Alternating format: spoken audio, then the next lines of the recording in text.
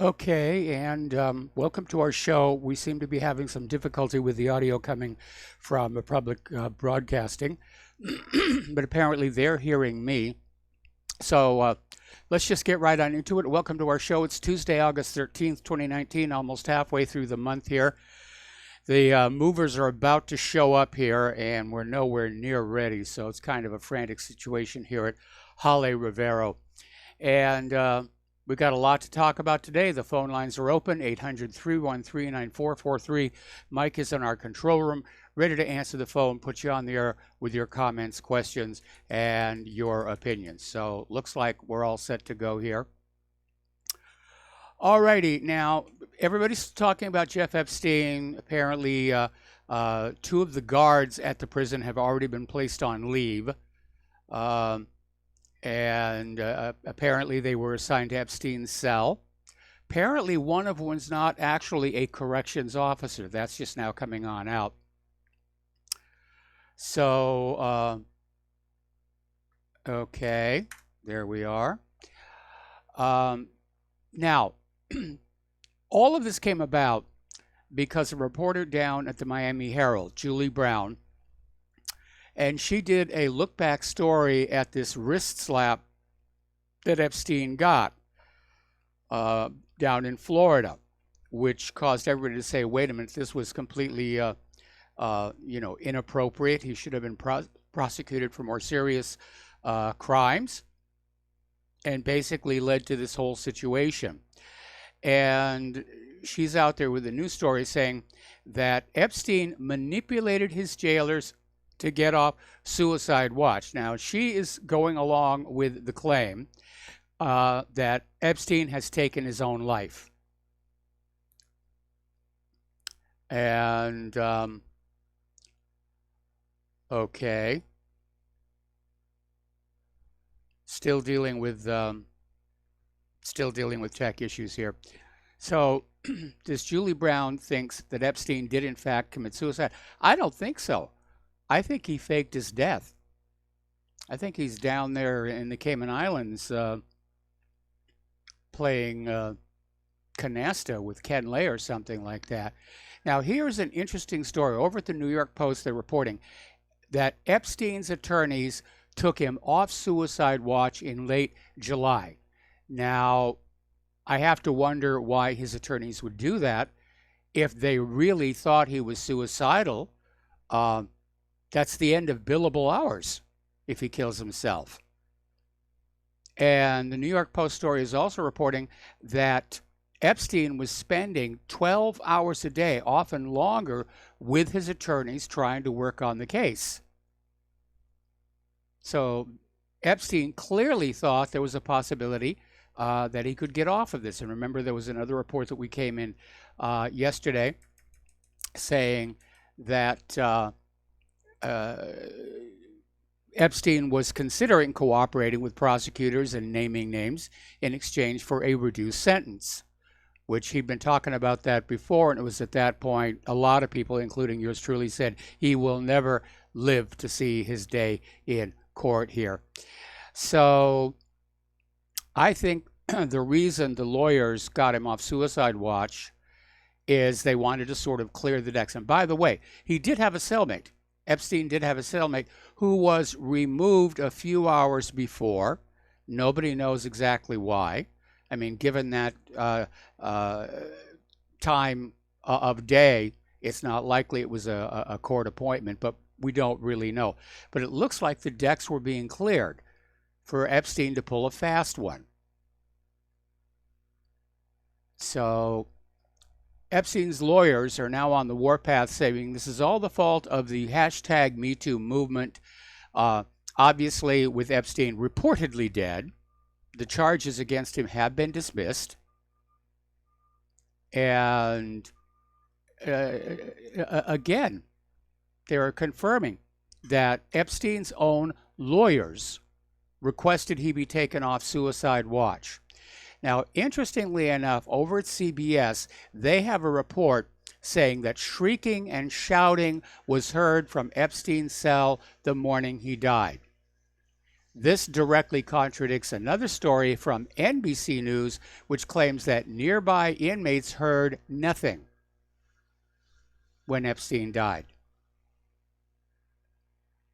So, I mean, it's this whole thing is getting more and more mysterious. The New York Times describes Epstein as a hedge fund manager. However, Epstein's company, blandly named Financial Trust Company, has no website, no record of any transactions, and no filings with the Securities and Exchange Commission, strongly suggesting he's never actually managed other people's money as he long claimed.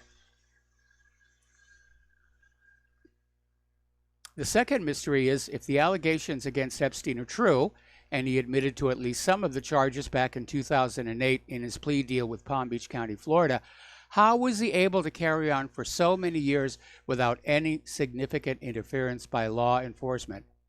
Don't forget what Acosta said. When he was down there looking at prosecuting Epstein, he was literally told from above, leave Epstein alone. He's above your pay grade. He's connected to intelligence. So the guy was definitely a spook here. Okay, finally, long overdue, a dozen FBI agents have raided Jeffrey Epstein's little pedophile island down there in the Caribbean. They sailed over to it on speedboats and then commandeered some of the golf carts that are already there and just toured the grounds, roamed the grounds, took a look around, and basically seeing, they're wearing their FBI jackets and so forth. But there may be nothing to find. It appears the island may have been sanitized. There is an anonymous YouTuber, goes by the name of Rusty Shackelford, and he has been sending his drone, it's a very nice drone, up to Epstein's pedophile island, in fact, right over it. And he's been posting these drone footages of the pedophile island for over a month now. And it doesn't look like there's anybody there. But he flew over that strange little temple building, and he peeked in the windows of the house. One of the windows he peeked into appears to have been an office. And earlier in the month, it was full of computers and electronics. And then the last time he looked through that window, before the FBI got there, it had been cleaned out. So, a lot of spooky stuff going on here. All right, Ghislaine Maxwell has come on out and basically admitted Epstein's Island in Little St. James was completely wired for video. And Ghislaine's friend that she confided in told Vanity Fair she thought that Ghislaine and Epstein were videotaping everyone who visited the island as an insurance policy, as blackmail. And that seems to make a lot of sense here. Now, of course, the powers that be want this all to go away. They want it all to be dismissed as a conspiracy theory. And Marco Rubio is out there criticizing the spread of conspiracy theories on Jeffrey Epstein. And he's talking about this immediate rush to spread these conspiracy theories. Well, this whole thing is highly suspicious. Let's be very honest about that, Marco Rubio. Now, former Deputy Attorney General Rod Rosenstein is taking a different tack. He's downplaying and saying, yeah, this happens all the time. It's not a big deal. Pedophiles facing criminal charges are at a high risk for suicide. And it's happened in many of my cases when defendants were released on bail. Well, there's the real difference. Epstein wasn't released on bail. And the big question is, if he really tried to commit suicide, how could he do it? Anyway, more of the people who hung out with Epstein are starting to be exposed. And I want to preface this by saying, just because somebody took a ride on Epstein's private jet, the Lolita Express, does not in and of itself mean they dallied with the underage girls. So let's keep that in mind here. Because apparently Larry Summers, who's out there telling everybody that the bottom is about to fall out of the economy any minute, Apparently, he was reported 4 times on the flight logs of the Lolita Express. And during the first trip, he was still working for the Clinton administration.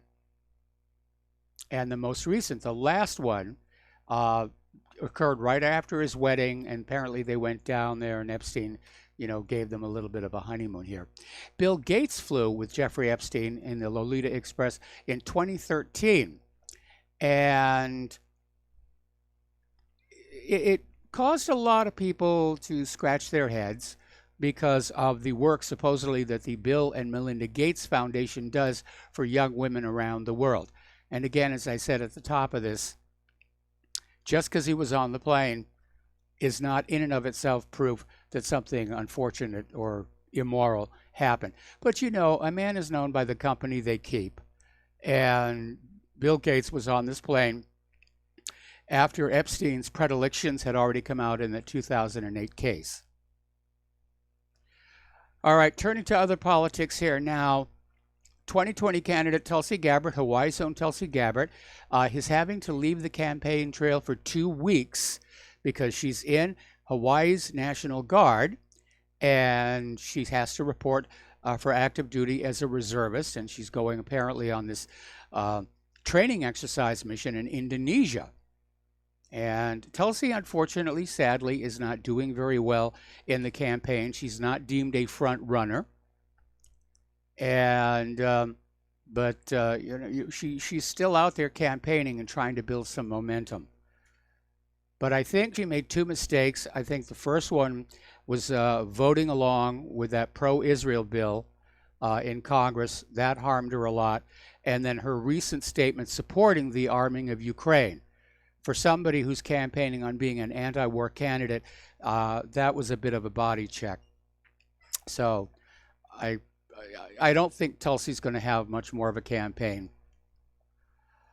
Now, interestingly enough, over at Overstock, their CEO says that he has turned over documents to the Department of Justice in what he calls the greatest political scandal in U.S. history. And apparently this guy, for some reason, got dragged into the Russia probe and the probe into Hillary Clinton, and says he was involved in both of them. And he says they turned out to be less about law enforcement than about political espionage.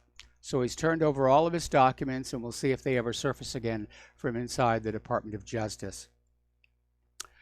Okay, back in 2016, Stacey Abrams ran for governor of Georgia. If she'd won, she would have been the first black female governor of Georgia. But a lot of people are thinking she got cheated and that Brian Kemp stole the election. And we know our elections are, the election system is unreliable. And again, states are planning to go with paperless voting, machine only, next year's election. The problem has not been fixed. In fact, it's probably a lot worse. However, Stacey has taken her defeat, and she's started what she calls Fair Fight 2020, and its initiative to try and strengthen voter protection and make sure all votes are counted in key battleground states ahead of next year's elections. So at least somebody's trying to do something about it here. All right, turning to the international news here, militants are continuing to accumulate manpower and hardware in Syria's Idlib. This is being reported by the Russian military. And apparently they have relocated militants from Hayat Tahrir al-Sham, 3 armored vehicles and 4 pickups with mounted heavy machine guns from the area near the town of Hesh. In addition, the Ajnad al-Kavkaz, say that 3 times fast, terrorist group has sent to the contact line 200 militants, 5 armored vehicles, 10 pickups mounted with weapons, and 2 trucks filled with bombs. So apparently near the settlement of Kanede, militants have deployed 150 members of the Islamic Party of Turkestan and 13 pickups with mounted mortars, multiple launch rocket systems, and heavy machine guns. So this thing is not over by a long shot. Okay, apparently there was an explosion at an Iraqi Shia militia base. And originally, one was killed, 29 people injured. At first, people thought it was an attack. Later, it came on out, an ammo dump exploded, which doesn't rule out the fact that somebody sabotaged it. But the explosion was so great that shells fell into the green zone of Baghdad, where the American embassy in Iraq is located. Meanwhile, Iraq has come on out basically highly critical of Israel's participation in the Gulf Naval Mission, saying that Israel's involvement will only increase tensions in the region. So Iraqi Foreign Minister Mohammed Ali al-Hakam wrote on Twitter yesterday that Iraq rejects any participation of forces of the Zionist entity in any military force to secure package of ships in the Arabian Gulf. Now, here's something I did not know, and I'm hoping that people in the Navy are going to be listening very closely. And there's this professor at the U.S. Naval College's China Marine Research Institute. He's named Lyle Goldstein, and he wrote an article for National Interest, and he said that the U.S. should not abuse exercises near Russia's borders because there are an estimated 18,000 mines in the Russian waters of the Azov Sea as well as the Black Sea coast left after World War II. Boy, I would have thought they would have cleaned those up by now. But so if you get a NATO ship on an exercise and it hits one of those mines, you can see the corporate media already. Oh, it's a Russian attack. It's a Russian attack. So this Goldstein is making a good point. Maybe we should keep a safe distance until we actually need to go in there. Pompeo, of course, is going the other direction. He's literally saying there is a countdown clock running on Iran, and time is running out to kick Iran. And he's specifically talking about the fact that many of the arms embargoes against Iran are about to expire. And so Pompeo is out there screaming about bad Iran, and how we have to go into Iran before the embargo expires and Iran can rearm itself. So, Mike, if you really feel that way, here's your rifle. Now, over at Fairness and Accuracy in Reporting, which is a good organization, they try and keep an eye on the malfeasances of the corporate media. And they're wagging their collective finger right now at the New York Times, who have published 5 editorials since the beginning of May that are supposed to be critical of a war between the United States and Iran, but they're written in such a way as to not really sell that point. They vilify Iran. They don't scrutinize America's aggression towards Iran. And the editorials basically regurgitate the same anti-Iran demonology pro-war voices offer to justify an attack in the country. So it's a very, very clever bit of propaganda. I'm going to write an article against the war that we all want, but in the process, in the body of the article, we're going to convince you, maybe this is something that should happen after all. Okay. We are going to take a break for commercials.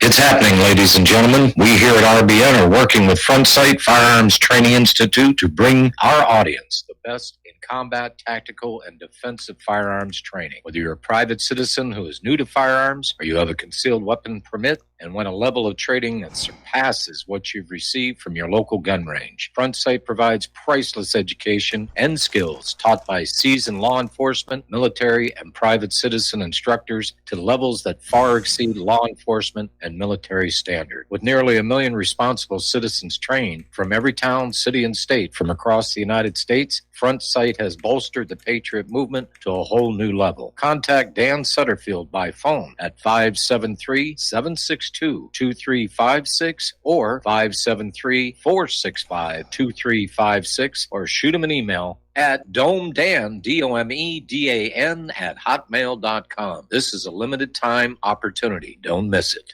Folks, we're living in a world the likes of which we've never perceived any clearer than we do now. The plan for global governance has been in the works for generations and would have likely been achieved by now, but for the fact that the globalists left open their Achilles heel. With all their tools, Federal Reserve System, fiat currency, no child left behind, and then Common Core education introduced to our schools to dumb us down, vaccines, pharmaceuticals to lobotomize us, GMO foods, insertion of compromised or bought and paid for politicians, judges, mainstream media propaganda, all pieced together like a puzzle designed to ultimately bring the world under submission. But with all their strategy, they forgot one thing: knowledge. And knowledge is power. With knowledge, their bombardment is nullified. Folks, with that, as brilliant and knowledgeable as you've become, among the wisest audience of any radio audience in the world, and you are, I want you to take a moment to reflect and ask yourself, how much of that knowledge did I obtain from Republic Broadcasting Network? How high has my consciousness been raised since I've been a listener? How fast am I now able to discriminate truth from fake news by being a Republic Broadcasting listener?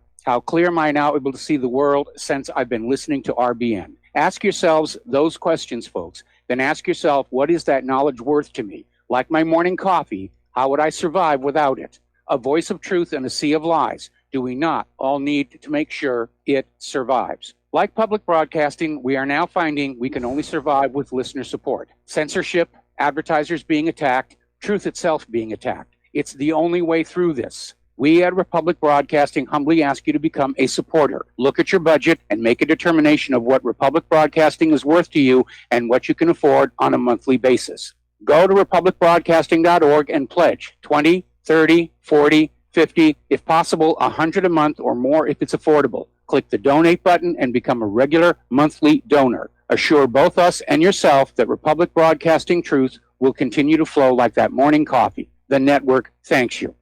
Well, they're stealing down on Wall Street and in Washington too. You know, it makes me wonder, what's a guy on Main Street to do? I've always tried to be an honest, upstanding kind of guy, but I must admit lately I thought about giving something else a try. Oh, I want to be a pirate. I want to sail the seven seas. Yeah, I want to be a pirate. I want to do just And aloha, America. Welcome back to our show. And I apologize for that blast in yours, but we're still having some issues dealing with our audio link up to RBN. And on this next commercial break, I'm going to try and adjust it down at my end so that we can get things going again. The joys of live radio. Okay, so over in Israel, Prime Minister Benjamin Netanyahu is now pushing for Donald Trump to approve Israel's annexation of the entire West Bank before Israel's upcoming general election. Netanyahu thinks this will secure him a victory, secure his Likud party's victory, and he'll be reelected as prime minister, and he can dodge those corruption cases a little bit more here. So apparently what they're looking at is annexation of what is called Area C of the occupied West Bank, where the majority of its some 500 illegal settlements are located. And Netanyahu is pushing for Trump to issue such a declaration before Israel's general election on the 17th of September. Okay, so as we reported earlier, the start of Eid was marked by a great deal of violence at the Al-Aqsa Mosque. Something like 1,700 settlers tried to, they succeeded in basically rushing into the place, and they were supported by Israeli military. And of course, they want the Al-Aqsa Mosque to go away because they want to build what they think would be their third temple on that spot. It is the most fought over piece of ground on earth. So Israel is using Eid to push forward an Al-Aqsa takeover. And part of the problem was that this year, the Eid al-Adha, or Feast of the Sacrifice this year, coincided with the Jewish holiday of Tisha B'Av, which in Jewish belief commemorates the destruction of the first and second temples in Jerusalem. So the Islamic Waqf, the body responsible for the Muslim holy sites in Jerusalem, announced Friday that only the Al-Aqsa Mosque would open its doors for prayers in Jerusalem on the first day of the holidays. I guess they were anticipating trouble. So Israel initially closed the Al-Aqsa Mosque compound, which Jews call the Temple Mount and Muslims call El Haram al-Sharif, for Jewish worshippers on Sunday, as is the norm, to avoid clashes. Now, interestingly enough, an Arab member of the Knesset, Ahmed Tibi, stood up and said he does not recognize Israel's sovereignty over Jerusalem or Al-Aqsa Mosque. And speaking on Israeli television, Tibi said he could not accept the presence of any Jew in Al-Aqsa Mosque, adding that Al-Aqsa is exclusively to Muslims, adding that Jerusalem is an occupied city. Well, that is inflammatory, and I don't expect him to be a member of the Knesset much longer. But I think in the spirit of peace, that any Jew, or for that matter, Christian, who is behaving well, being polite and appropriately respectful, should be allowed to visit Al-Aqsa. Not that I'm ever going to go to Israel. They'd shoot me the moment I stepped off the airplane. But the Al-Aqsa Mosque is one of the things that's on my bucket list. I'd like, take my shoes off, just walk inside, take a peek around, be very polite about it here. All right, last week, for the 149th time in a row, Israel demolished the Palestinian Bedouin village of Al-Araqib in the Negev desert. And police raided the village, broke the tin homes belonging to the Bedouins. Tin construction material was confiscated so that they couldn't rebuild their homes, leaving them homeless in temperatures that could reach 40 degrees Celsius this time of year. That is tremendous punishment there. Okay, Israel home demolitions were well publicized. Solidarity campaigns routinely brief the public opinion about them, but often the focus is on the home demolitions in the occupied Palestinian territories, which have stepped up dramatically this year as Israel prepares to annex the rest of the West Bank. Over in Yemen, things are getting very ugly. A lot of Yemen patients are dealing with restrictions for medication and supplies. They're caught between an air blockade and southern suspicion. And so there's no commercial flights able to leave or enter. They can't fly to another city, to another hospital. Medicines cannot arrive in the city. And again, I view that almost as a war crime. These are non-combatants. Anyway, we got to take another break for commercials. And our levels are good at this end, and we'll be right back.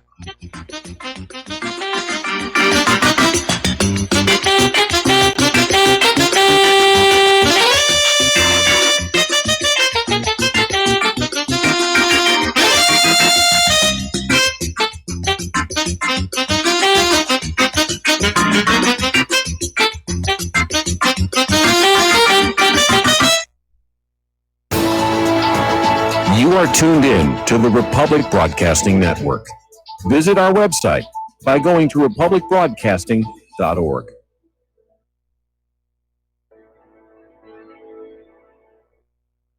Homeowners, are you in foreclosure, expecting to be served with a foreclosure lawsuit, or suspect your lender has coerced you into an illegal mortgage transaction?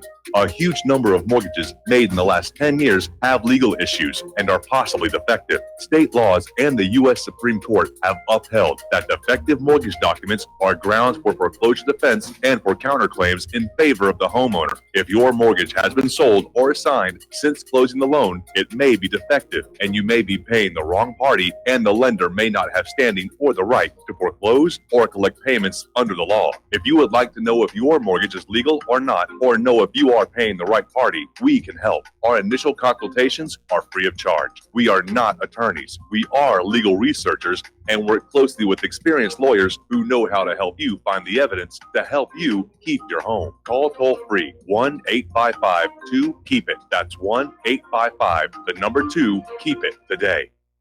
Corporate media dominates the American opinion. Finding independent voices that counter this avalanche is becoming increasingly difficult. With the endless corruption running rampant throughout our government, independent voices are needed more than ever to battle the offensive against our freedoms and liberties. As a listener of RBN, no one understands this concept better than you.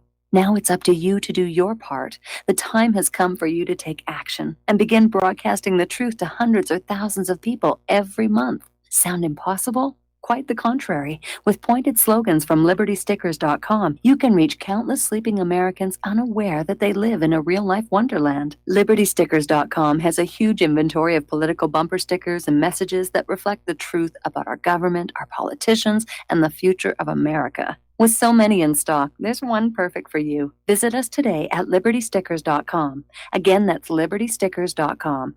Do your part. Your voice is important. Let it be heard. Without the right accessories, any guy can be off the mark. Whether you've invested thousands in your arsenal or you own a single trusted firearm, a visit to AROutfitting.com is in order. It's one of the finest online selections of tactical optics and AR parts and add-ons, like EOTech, quick target acquisition with no peripheral loss. Browse the full range of Nikon scopes and binoculars. AROutfitting.com can illuminate your world with Streamlight gun-mounted lights from keychain to large handhelds up to 1,100 lumens. Find some stability with Battenfield tactical bipods. AirOutfitting.com has CMMG gun parts, barrels, assemblies, handguards, part kits, and more. Plus mag-full clips and magazines. I know I've got you excited, so take a breath. Head to AirOutfitting.com. The site's super easy to navigate and features a ton of technical info, including links to manuals. We also welcome vendor and manufacturer inquiries. Remember, if you don't see it, we can get it at AirOutfitting.com. We will not go down in the night without a fight. You can burn up our mosques and our homes and our schools, but our spirit will never die. We will not go down in Gaza tonight. Women and children And aloha, alike.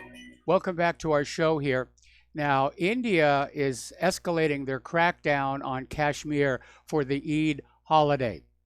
And restrictions over the past 8 days have been severe enough. Kashmiris have been all but confined to their homes. And Indian forces went to the extent that reporters said the communications blackout meant some Kashmiris didn't even know what was going on. So Indian forces were expecting that the Eid al-Adha holiday could lead to large protests in Kashmir and are trying to prevent such demonstrations. Now, Muslims, who are the heavy majority in Kashmir, are allowed to go to mosques for Eid, but only the smaller mosques. Now, coming back in the other direction, Pakistan is mobilizing forces at the Kashmir base near the line of control. And this is coming from sources that talked with Asia's ANI news agency. That right now strikes me as the most dangerous potential flashpoint that we've seen for quite some time. So the contested Kashmir region is on edge following India's last week taking the unprecedented step of revoking Muslim majority Jammu and Kashmir's autonomous status amid a military crackdown involving deployment of tens of thousands of Indian troops to the region. And apparently on Saturday, 3 C-130 transport aircraft, I hope they're able to find them. A lot of those things have been grounded. But 3 C-130 transport aircraft were used on Saturday to ferry equipment to their Skardu Air Base opposite the Union territory of Ladakh. So everybody's just gearing up. One hothead and it will be on. And remember, both India and Pakistan have nuclear weapons. Now, over in Hong Kong, things are really getting out of control. The protesters flooded into the airport for a second day. Once again, flights had to be canceled. And there's an interesting little phenomenon going on. The protesters are carrying the flag of the United States of America and singing our national anthem as they demand democracy. And that, together with the photo of that consular official meeting with the leaders of the protest, it's looking more and more like Hong Kong is a color revolution. Now, they can't, I don't think they can trigger one all across China, and I don't know what they hope to accomplish just in Hong Kong. But apparently, the White House official spoke to the press, said the U.S. supported those looking for democracy, which is a dead giveaway phrase. Because every time the U.S. is around, mucking around other people's countries, oh, we support democracy. We support democracy. So, meanwhile, things are going from bad to worse because apparently the Hong Kong Airport Authority has advised all passengers to leave the terminal buildings as soon as possible. And Beijing has been warning for the past week that Hong Kong's insubordination will no longer be tolerated. And this video was published by the state-owned tabloid Global Times, which showed the People's Armed Police have been assembling in Shenzhen, a city bordering Hong Kong, in advance of apparent large-scale exercises. So it's going to crank up over there as well. Boy, does it just feel like the entire world is going crazy? It does to me. It really does. Can we get like this giant Valium for planet Earth? That's what we need right now. Interesting little article came out of Russia Today pointing out that the media is currently obsessed with the Hong Kong protests. Oh, because, Beijing is bad and the protesters are good. But for nearly 40 weeks, the yellow vests have been on the streets in France protesting against Emmanuel Macron's rule. And the corporate media isn't paying any attention anymore because Macron is good. He's on our side. He's a globalist. Somebody was saying, did the British government issue a D notice? They didn't need to. The British media understood we don't talk about these kind of protests when it's, our guy being protested against. Okay, apparently North Korea has conducted a round of long-range rocket tests. Try that again, tests. And apparently these new rockets are highly maneuverable and they're able to fly underneath the U.S. high-altitude missile defense weapons. Now, the U.S. has positioned what is called THAAD, the Theater High Altitude Air Defense System in South Korea, which the South Koreans are not happy about. But as the name implies, it's looking for incoming ballistic targets. And apparently these new North Korean missiles basically fly a flat path at lower altitude. So, anyway. Over at MSNBC, regular Jason Johnson told Chris Hayes Thursday that Fox News host Tucker Carlson basically supports terrorism because he's using white nationalist rhetoric. I'm not even exactly sure what white nationalist rhetoric is. All right, we got a caller on the line. Dustin in New Jersey. Aloha, welcome to the show. What's on your mind? Hey, Mike, they're also carrying British flags at the protests, and like Hong Kong's never been like a democracy. It was like under the British rule, it was like a dictatorship. Basically, it was ruled by Britain. They had no free elections in Hong Kong. I mean, when I saw the picture of the person holding the flag, I knew right there this is an orchestrated event. Yeah, it's like I Black can't Lives- imagine any of the people of Hong Kong just spontaneously saying, I want to wave a flag of, our former masters. Well, it's like Black Lives Matter carrying a Russian flag or something, like another, like a Philippines flag or something, that don't make sense, because with that photo of the State Department, what was it, the State Department, right? And then you also have the, the NED, the National Endowment for Democracies, right? USAID. No country in the planet should let any of these USAID, any of these NGOs in. They should get all kicked out, because these are just fronts for CIA/business interests to go in there. Oh, they And are. this is- Putin kicked USAID out of Russia a couple of years ago, I think. But this is just like Hong Kong is like, I'd say, Hong Kong doesn't have the economic power it used to have. Because Hong Kong used to have a lot of economic power when China wasn't an economic power. It's different now. Hong Kong really is not the same Hong Kong it used to be. Next to China is the juggernaut. And I would tell the Chinese to not really, Mike, these will sputter out, because what's going to happen over time is the people who don't protest in HongOng are going to get fed up with these people blocking the airports, blocking the traffic, Yes. blocking this, blocking that, and it's hurting the financial of Hong Kong. By not keeping the airport clear.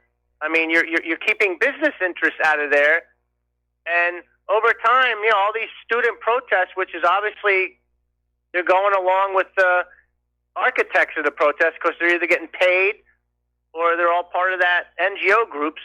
I think they shouldn't really. The Hong Kong police should just leave it to them. I would say the Chinese shouldn't get involved. Unless something gets really violent, like in Ukraine, I wouldn't not do anything, because, like in Ukraine, look at what happened.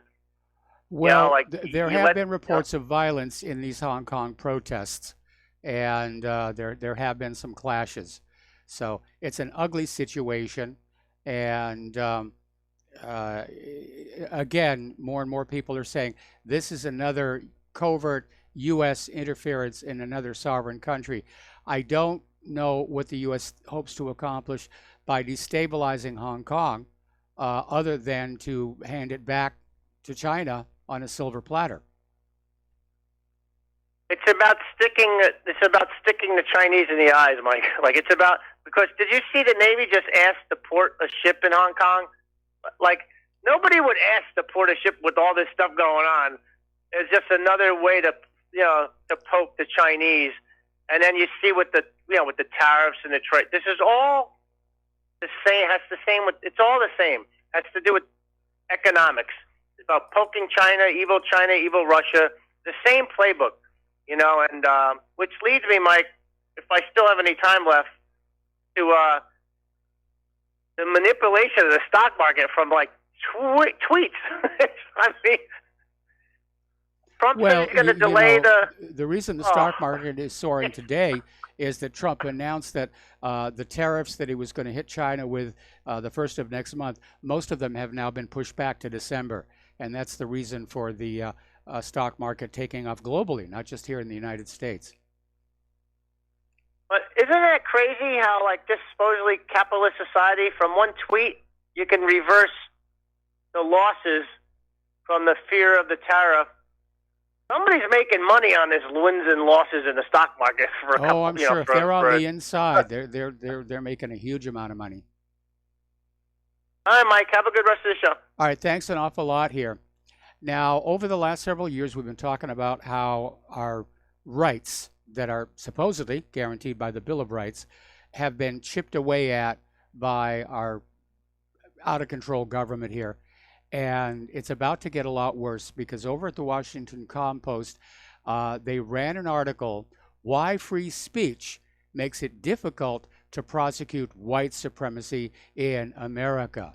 And basically, the Washington Post is out there lamenting that the First Amendment gets in the way of prosecuting anybody for their political beliefs. Now, prosecuting somebody for their political beliefs, that's something the Soviet Union used to do. That's something Nazi Germany used to do.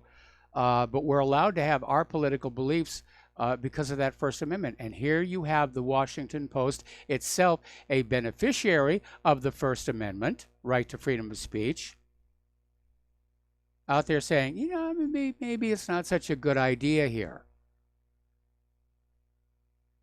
I mean, that's a very, very dangerous, very slippery slope for everybody to be on. Saying that we can't have freedom of speech because we need to prosecute people for their political beliefs. And what are they talking about? They want to prosecute white supremacists, meaning white people. We're rushing into Zimbabwe, South Africa territory here. Whites are becoming the scapegoat population. Getting into the economic news, Bank of America says there's a 1 in 3 chance of a recession within the year as the trade war with China and other global political events rattle the markets. And yeah. By the way, if you have credit cards, try not to use them. Try to get them paid down. U.S. credit card interest rates have hit their highest levels in 25 years. Those of you who thought that variable rate on that credit card was tied to the prime rate, nope, it isn't. The credit card companies can just set it to whatever they think they can get away with.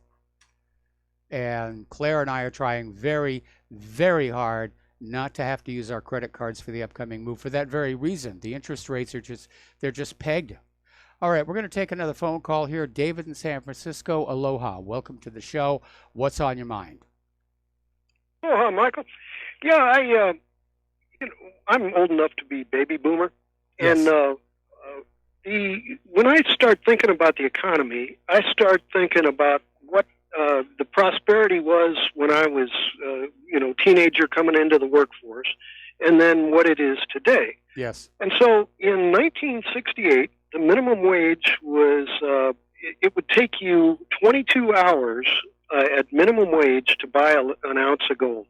Yes. So when I think about what the minimum wage should be today, I think of the ounce of gold and I divide it by 22 and then I get what it should be. And am I keeping up with the cost of living? So when you start looking at all the infighting that the world is going through, to me, if money is the big factor, it's whether or not people are keeping up with the cost of living. And so if you look at the price of gold, I'm not looking at it right at the minute, but it was closing in on $1,400 an ounce. Yes. Divide that by 22, and you're going to get close to $70 an hour. Yes. Right? It's what, $69 an hour or something for minimum wage. If you were going to keep up with 1968 minimum wage, 22 hours to buy 1 ounce of gold, that's what it should be. And so it's no wonder people can't afford medical insurance or buy a boat once in a while or, fix their roof or have health care or buy a shirt once in a while. I mean, it's obvious that our standard of living has been so depleted that we're grabbing at straws to say $15 an hour minimum wage. Yeah, we are. I mean, there's no question about that, whether you use the gold metric or the Big Mac metric or whatever. It's obvious that the standard of living for ordinary average Americans has declined over the last 30 years. And there was an article that's posted to whatreallyhappened.com basically saying that there's greed is winning and ordinary people are being harmed. Well, it's not, whether it's greed or whether it's your reputation. Because, if you think about, your hourly wage, that should represent how good you are. If you're really skilled at something, you're worth 5 or 10 times the minimum wage, the thing that you're best at. is what the minimum wage, or your hourly or your salary or whatever you're getting should be relative to how skilled you are. And if we didn't realize that 22 ounces to the 22 hours to the ounce is the standard, and you said 30 years, it's actually 50 years now since 1968, and how time 51 years. flies. No kidding. But the All right, you listen, see where David, got to put you on hold. Got to put you on hold. Got to take a break for commercials. We'll be right back.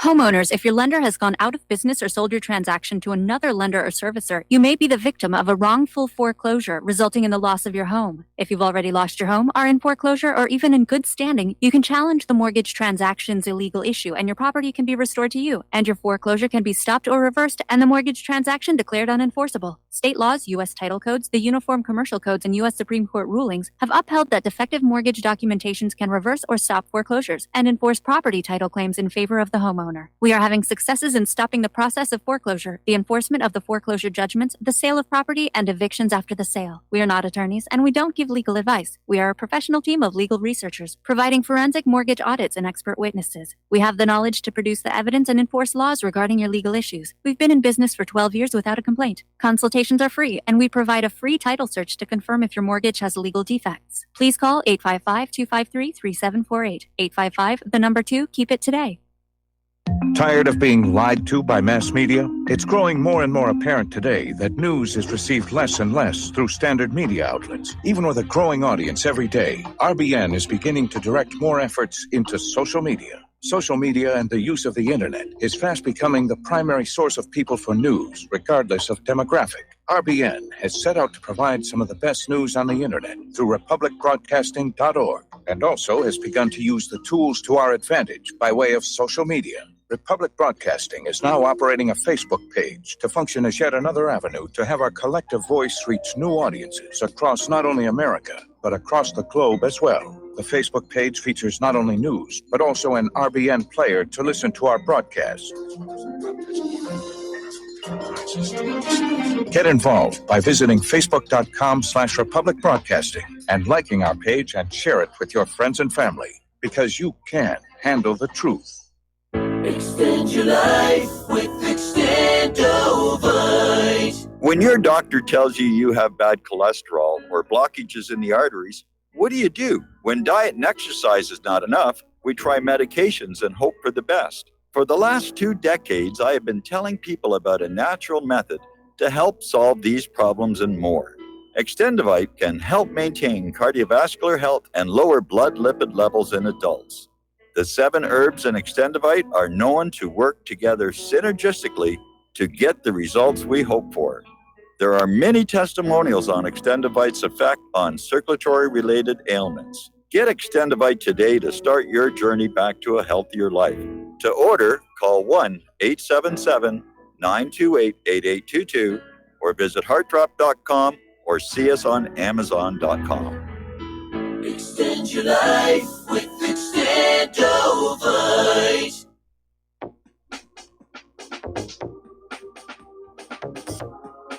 What really happened with your host, Mike Rivero. Join Mike on the air. Call toll-free 800-313-9443.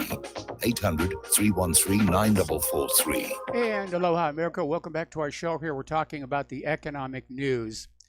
And it does feel like the system is about to tear itself apart for a very simple reason.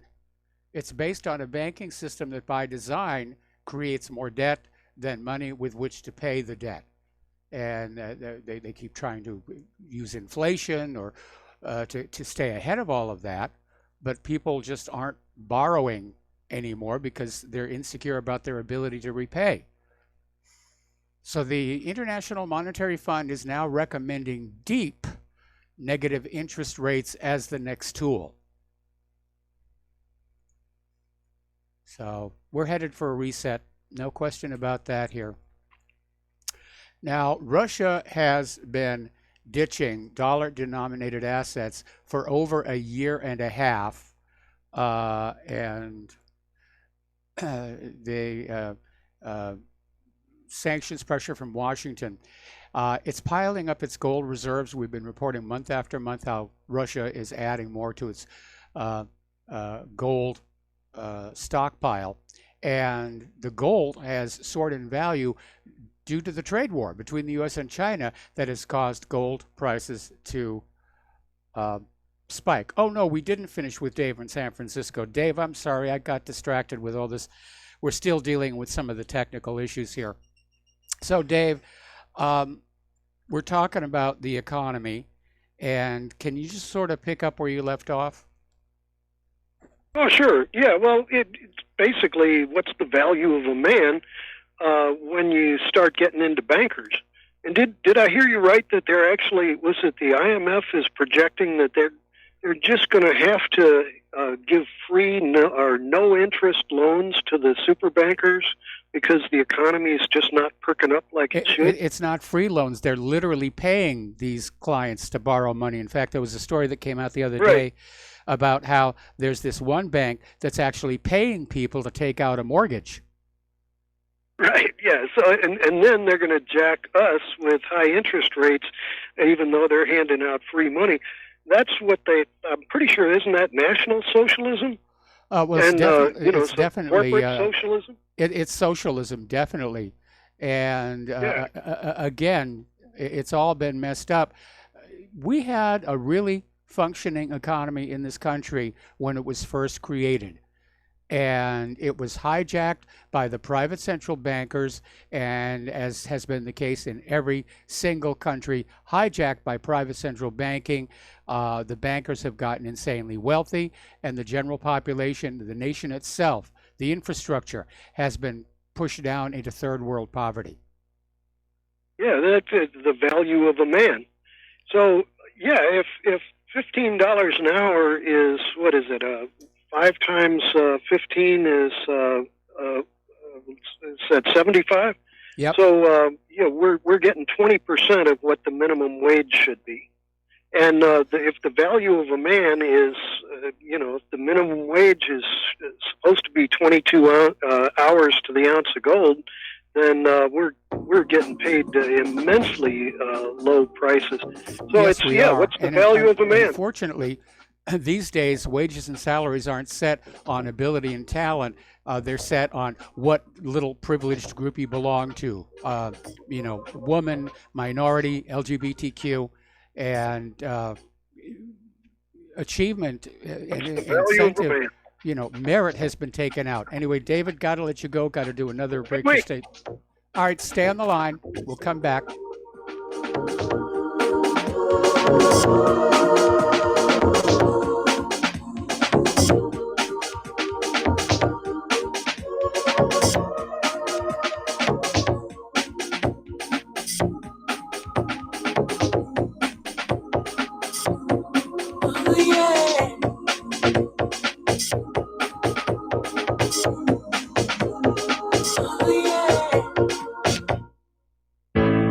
The reviews for Extendivite are amazing. Here are some from Amazon. September 2018. Extendivite works in keeping my blood pressure in the normal range. I've been using Extendivite for many years now. May 2018. Great product. I use regularly and I rarely get sick. March 2018. This product has relieved what appeared to be angina pain in my chest and shortness of breath after climbing stairs. I'm quite happy about it. February 2018. My husband, son, and I have been using this product for a few months now, and we have noticed an improvement in our joints and blood pressure. Tell us your story. Get Extendivite today. To order, call 1-877-928-8822. That's 1-877-928-8822, or visit heartdrop.com. Extendivite.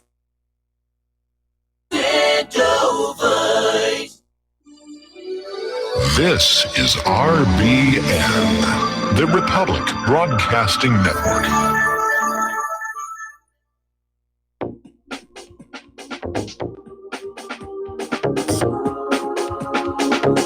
What really happened with your host, Mike Rivero, because World War III is a really bad idea. Here is your host, Michael Rivero. And aloha, America. Welcome back to our show here. And we're going to go back to the phones to Raleigh in Minnesota. Aloha, Raleigh. Welcome to the show. What's on your mind? Well, Michael, I was thinking very deeply about the fact that Chuck Schumer would always talk about weapons of war, constantly referring to the very American AR-15. And now he has a new tagline. It's called Wares of War. He wants to get this. He wants to make the FBI be able to standardize who gets body armor in the United States, meaning bulletproof vests. Right now, bulletproof vests are illegal in all 50 states. But he wants to allow the FBI to dictate who's allowed to wear it or not. And it's on the heels of what happened in Ohio, because Connor Betts wore a Blue Line bulletproof vest, supposedly, when he did the Dayton massacre. It was last weekend, wasn't it? Last Sunday. And it's just an abomination, this idea of getting rid of body armor. They use the argument that we should get rid of guns and there'll be no more mass shooting. But if people are going around spraying hot lead at people, shouldn't we be able to wear body armor? I'm absolutely in agreement.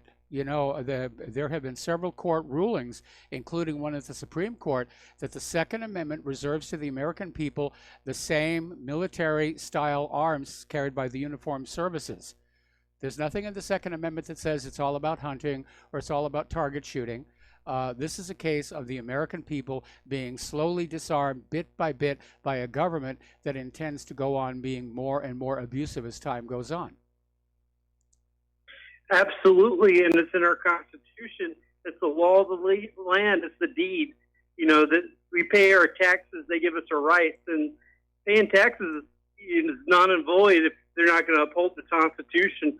But I can't believe that they're so brazenly wanting to ban bulletproof vests along with AR-15s, and they call them assault rifles. Oh my goodness, weapons of war. These are American products they're talking about. Well, it's what the military.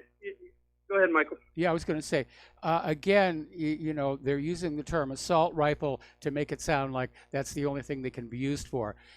People who are within the shooting community refer to them as sporting rifles.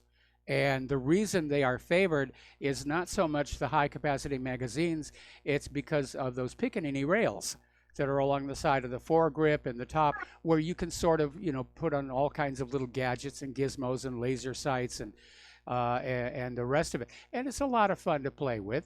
And as for me, you know, I like punching holes in papers. I haven't done it in a while, unfortunately. And I don't know what the situation is going to be like in Indiana, although I understand the gun laws are nowhere near as restrictive as they are here in Hawaii. Michael, I got a question for you. Remember when Joe Biden said that you don't need an AR-15 to protect your household, you need a sawed-off shotgun instead? He didn't use the phrase sawed-off. Oh, he didn't use the phrase sawed-off. I thought I was going to mention that's illegal, but he didn't say that. But still, though, if you got your wife held hostage by a burglar, you can't, use a precise shot with a shotgun. You're going to need something more that you could get around the edges of, like the initial hostage crisis.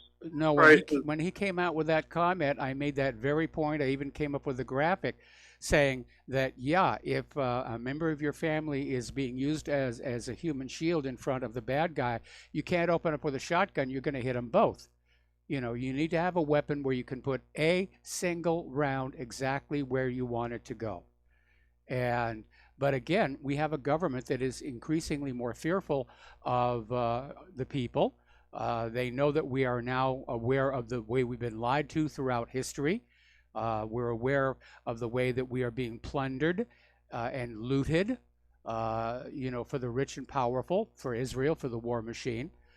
They're afraid of us right now, and they're trying to figure out some way they can convince us to surrender our guns so that we're not able to resist more abuse that's coming down the line. I absolutely agree with you, Michael. Thank you very much for taking my call. All right, you've got it. We're going to switch over to Joe in Tennessee. Aloha, Joe. Welcome to the show. What's on your mind? Yeah, just real quickly on the gun control issue. If there's anybody wants to say that you don't need a high-capacity magazine and an assault rifle, just look at that mob that showed up at Mitch McConnell's house. Yes. What if they stormed his house or Tucker Carlson's house? What if a mob of 40 or 50 people storm your house? Well, shotgun's going to be good enough? No, you want an assault rifle. And I think Sporting Mitch McConnell rifle. and his wife should both get assault rifles. Sporting and rifles. As a matter of fact, hello? Sporting rifles. We call them sporting rifles. Yeah, well, okay, I'll call them assault rifles, but they are sporting rifles. But people don't talk about the AR-15 and what a great weapon it is for women. I think that's part of the reason those weapons are demonized, is because it's really easy to shoot. I mean, Yes. it stays on target. There's no real kickback. It can turn anybody, even a 90-pound weakling or a woman into like a very effective defender against a mob. And I think that Mitch McConnell, after his experience of having that mob threatening him, might think of, well, maybe high-capacity magazines aren't that bad of an idea. But what I called about was the warden. Before we go on, there's another aspect to a high capacity magazine. And years ago, when I owned some high end guns, I had to sell them to pay a bill. The advantage of a high capacity magazine was in learning how to shoot, because you could pull the trigger, correct, pull the trigger, correct, pull the trigger. If you have to stop and take the gun down and reload it every 5 to 8 rounds, you don't learn how to shoot as fast as well.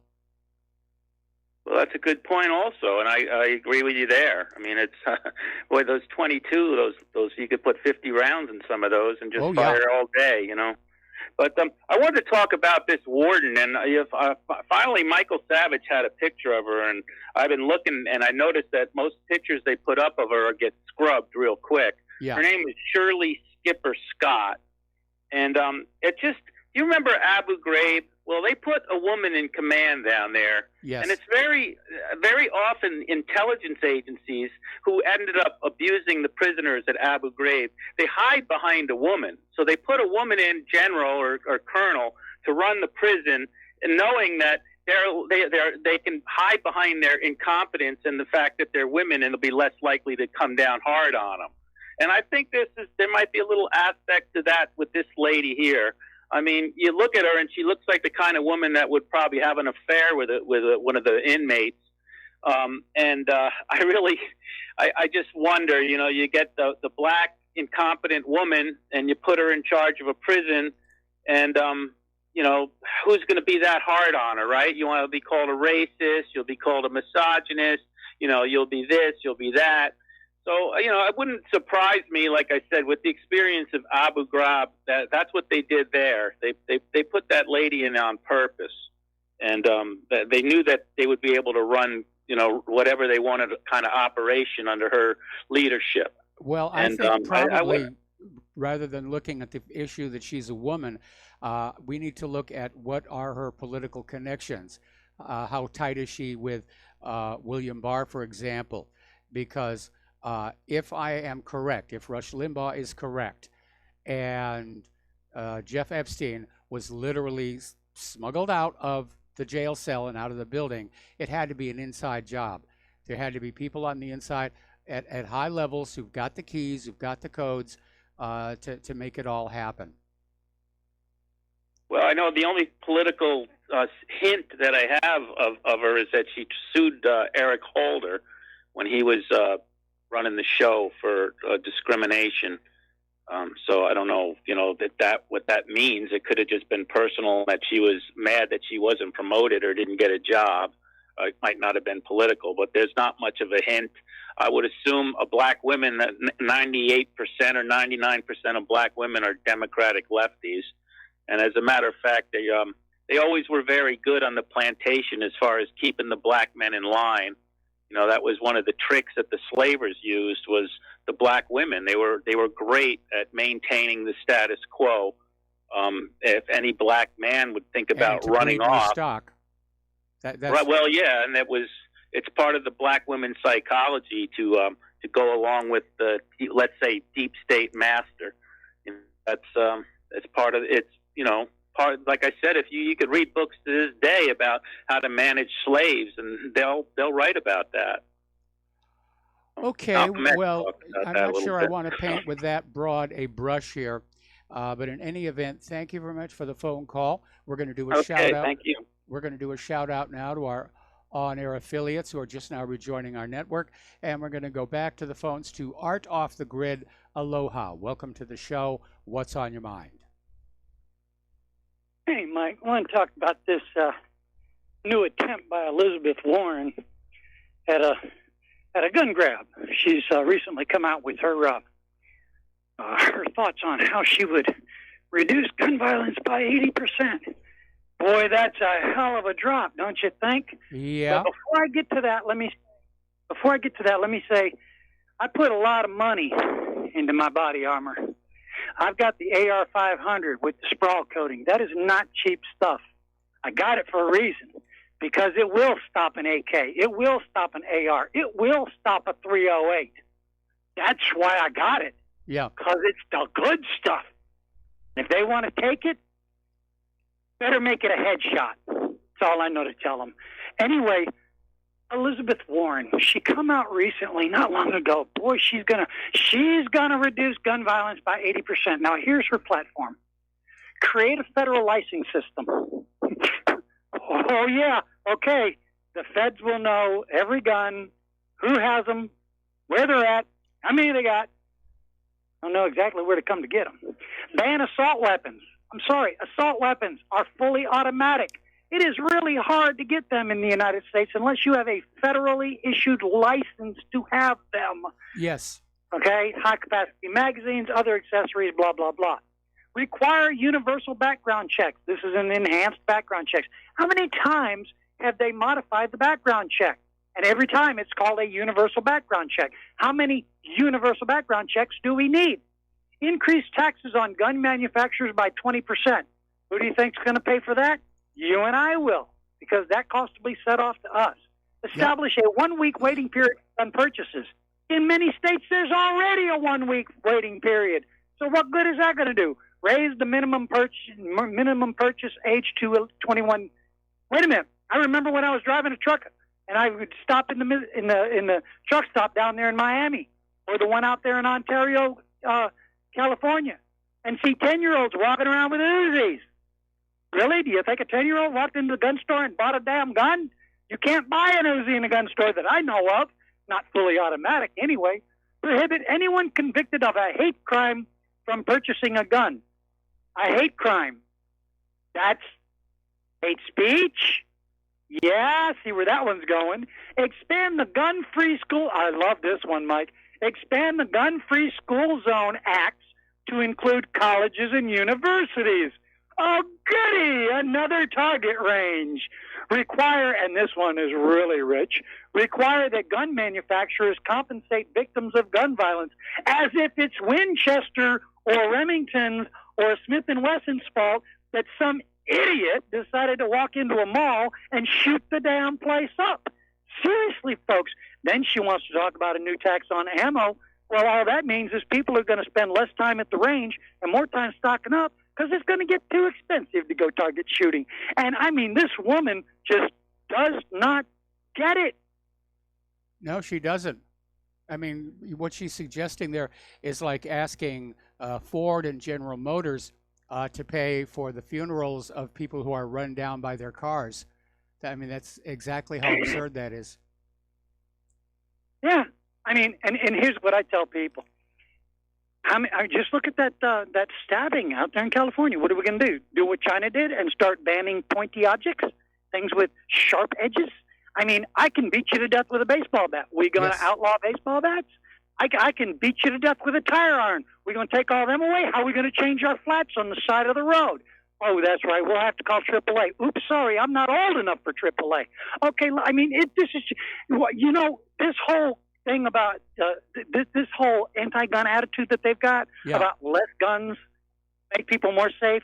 That's like saying I'm going to go out and get castrated because my neighbors have too many damn children.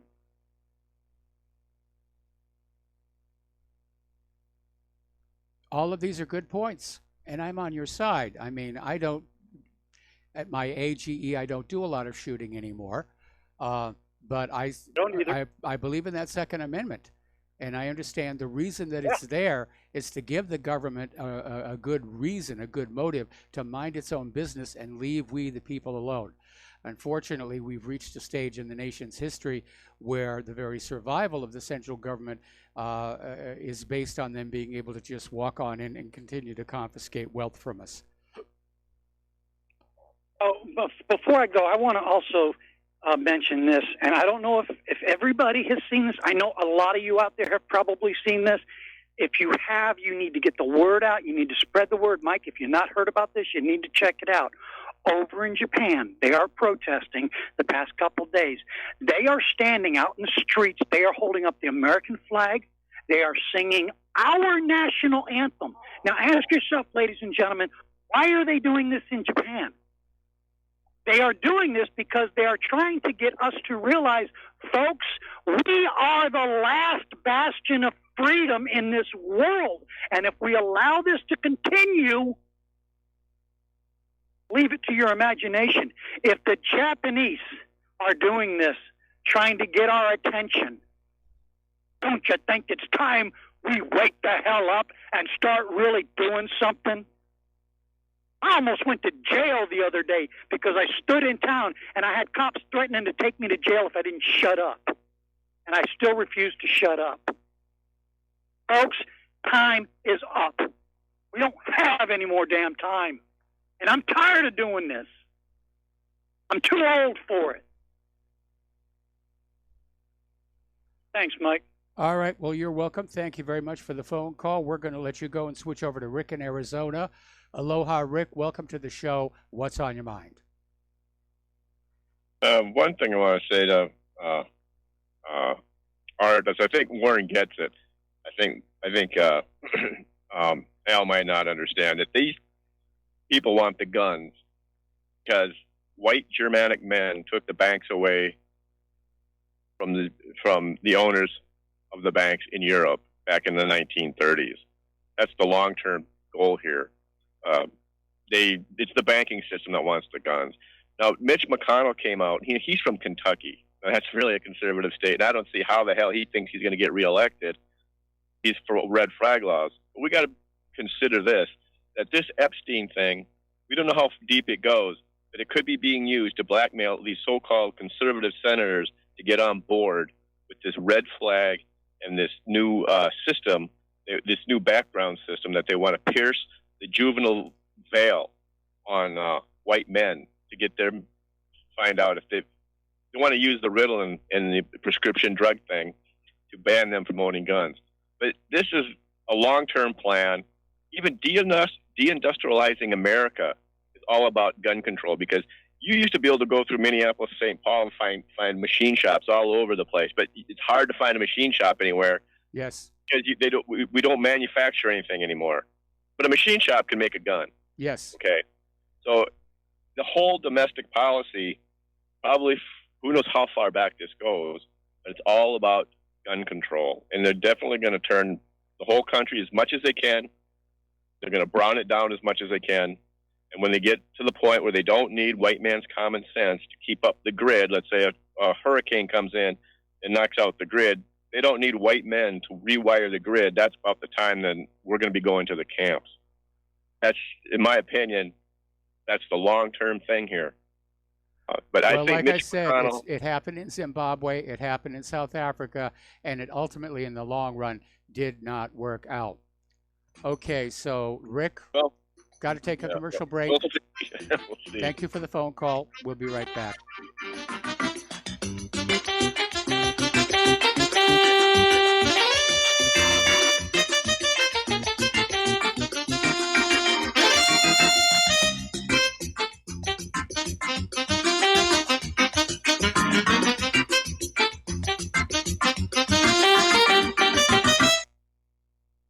Talk Right, the conservative app offered by TalkStream Live that caters exclusively to the conservative talk radio community. Here you'll see only talk shows and podcasts from the conservative right, all the big broadcast names and online digital shows in one place. Talk Right makes it easy to find all your favorite conservative talkers with all the upscale features you come to expect from TalkStream Live. Keep up with the fast-paced political world. Download Talk Right today from Google Play or the App Store. Hey, is that a new music app? Yeah, check it out. Surfer Music Discovery. It links to thousands of online stations, but the twist is you see the song names and artists that are now playing live. That's different. No guessing. Looks like a waterfall of music. So many formats. Rock, oldies, country, R&B, jazz, and a whole lot more. How's that spelled? SURFR. Is it expensive? It's free. No need to sign up or sign in. Get the Surfer Music app free from Google Play or the App Store.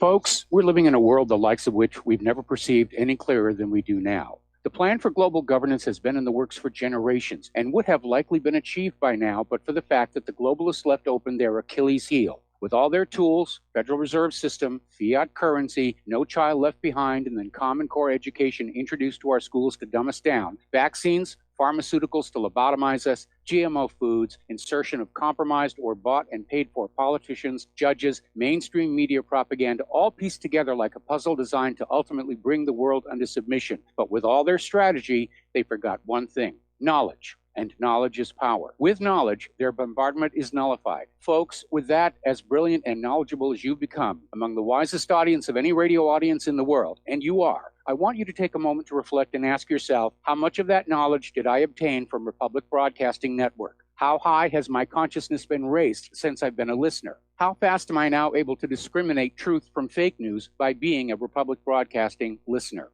How clear am I now able to see the world since I've been listening to RBN? Ask yourselves those questions, folks. Then ask yourself, what is that knowledge worth to me? Like my morning coffee, how would I survive without it? A voice of truth in a sea of lies. Do we not all need to make sure it survives? Like public broadcasting, we are now finding we can only survive with listener support. Censorship, advertisers being attacked, truth itself being attacked. It's the only way through this. We at Republic Broadcasting humbly ask you to become a supporter. Look at your budget and make a determination of what Republic Broadcasting is worth to you and what you can afford on a monthly basis. Go to republicbroadcasting.org and pledge 20, 30, 40, 50, if possible, 100 a month or more if it's affordable. Click the donate button and become a regular monthly donor. Assure both us and yourself that Republic Broadcasting truth will continue to flow like that morning coffee. The network thanks you. What this country is coming to, I sure would like to know. If they don't do something by and by, the rich will live and the poor will die. Doggone, the panic is on. Can't get no way, can't draw no pay. Unemployment. And aloha, America. Welcome back to our show here. And we have a caller waiting on the line. Mo in Florida. Aloha. Welcome to the show. What's on your mind? Aloha, Michael. I just I know you're a technical guy, so one of the things that kind of, I don't know if you're still, I just walked in. So if you already discussed this to infinitum, you can let me go. But I think the Epstein thing is, you hear on social media, Zero Hedge, those whatever websites about how he couldn't have. I don't think the guy did kill himself. I think he's in Israel, with a double. I mean, who knows? I don't know. That's just my guess. That's not something I can prove, obviously. But they always keep saying that he didn't have anything to kill himself. He couldn't hang himself. Are people that stupid? You could take a piece of Kleenex and twist it enough and put a couple of them together, and you could lift 100 pounds very easily.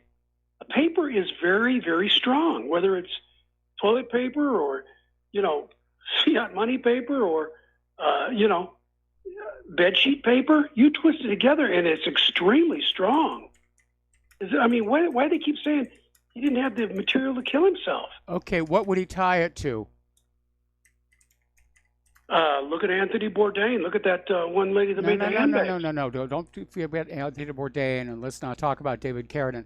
Let's talk about this jail cell, which had no overhead bars and nothing to tie on to. I don't. Yeah, I think you could hang it to your cot as long as your neck is lower than the thing you secure it to. It doesn't really matter. You're just it's like a MMA hold. You're just cutting off your carotid artery, and your brain gets deprived of oxygen and you die. It doesn't really, when you see somebody put a chokehold on somebody, they're not hanging from anything. They're just cutting off the blood supply. And I'm just saying, if you twist but you've got the person behind. Together, I don't care what it is. Hey, you've got the person behind doing the chokehold, who's basically picking up the weight. You're talking about, a bunch of Kleenex tied together and Epstein lying on the floor, tying his neck off to some part of his cot. And we don't even know if the cot actually had legs or if it's one of the newer design ones that is just a mass of cement, literally cast into the cell. No, that's true. That's right. I don't know what the setup was like. I looked a little bit into it, but what I'm saying is you could put obviously you could put a twist tie around your neck and close it off. You don't have to hang from nothing, right? You just have to tie it tight enough. And you just cut off the blood supply, right? That sounds way out there. I mean, if you had a cable tie, which is a one-way ratchet, maybe, but a twist tie, no. I think your instincts for survival would kick in. Frankly, this is getting into the realm of reducto ad absurdum. At this point, I think Epstein is still alive. He's probably in Israel or he's someplace else where he's going to enjoy what's left of his wealth. Yeah, that's my first guess. It really is. I mean, if they can take down the World Trade Center and blame it on some Arabs that can't fly a Piper Cub, and they still haven't addressed the bombs in the buildings. Not to get off on that subject, but I mean, come on, they can do anything. To me, actually, Mike, whatever happened to him, I don't know if we'll ever know, but my point was just that paper is very strong if twisted together, and it could do a lot of things. That's all I'm saying. It's not like it's impossible. But I agree with you. I think he's out of there because I think he had a dead man switch and was going to bring all these people down, including a lot of judges. Yeah. And stuff like that, right? No, he just had his lawyers go to all these powerful people and say, look, you figure a way to get me out of here or I'm going to start naming names. And they claim he's hung himself. He supposedly was still alive when he went into the hospital. Then they come on out and announce that he's dead. And meanwhile, they could have just as easily wheeled him out the back door into a waiting car headed for the airport. You know what? I'll let you. I don't want to hang on the phone and hold your other callers up, but you know what the dead giveaway was, Mike? What? To me? When they first checked on him and the guard said, I see nothing. And his name was Schultz. Yep. I know nothing. I see nothing. What a joke. Oh, my gosh. Mike, it's just, truth is stranger than fiction. And I'll leave it at that. Thanks for taking my call. No, that's because fiction has to make sense. All right, we're going to start with Fred in Iowa. And Fred, I'm going to have to take you through the next commercial break. What's on your mind? I may get it shorter than that. The blame game. Boy, everybody's falling into it. It's the blacks. It's the Jews. It's the white supremacists. It's China. It's Russia. Let's divide and conquer. Yes. Every idiot falls right into that trap and yaps on and yaps on and yaps on. Okay, about Fred. The same damn. Fred, stay on the line. We got to take a break.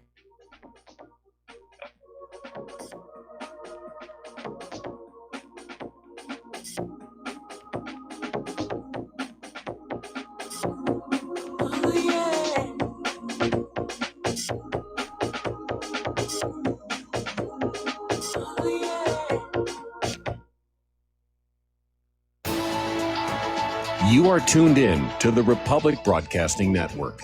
Visit our website by going to republicbroadcasting.org.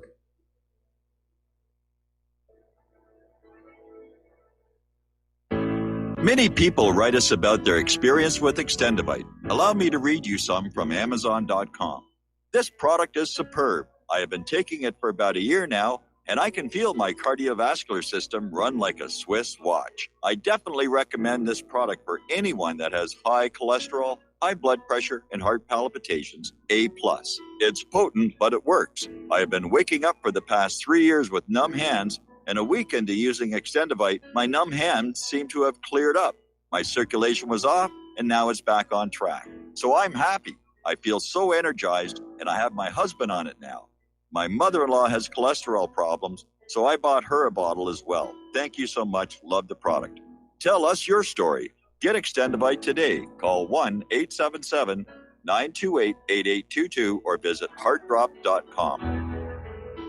Extend your life with Extendovite. It's happening, ladies and gentlemen. We here at RBN are working with Front Sight Firearms Training Institute to bring our audience the best in combat, tactical, and defensive firearms training. Whether you're a private citizen who is new to firearms or you have a concealed weapon permit and want a level of training that surpasses what you've received from your local gun range, Front Sight provides priceless education and skills taught by seasoned law enforcement, military, and private citizen instructors to levels that far exceed law enforcement and military standard. With nearly 1 million responsible citizens trained from every town, city, and state from across the United States, Front Sight has bolstered the Patriot movement to a whole new level. Contact Dan Sutterfield by phone at 573-762-2356 or 573-465-2356 or shoot him an email at domedan, DOMEDAN, at hotmail.com. This is a limited time opportunity. Don't miss it.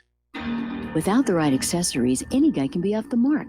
Whether you've invested thousands in your arsenal or you own a single trusted firearm, a visit to AROutfitting.com is in order.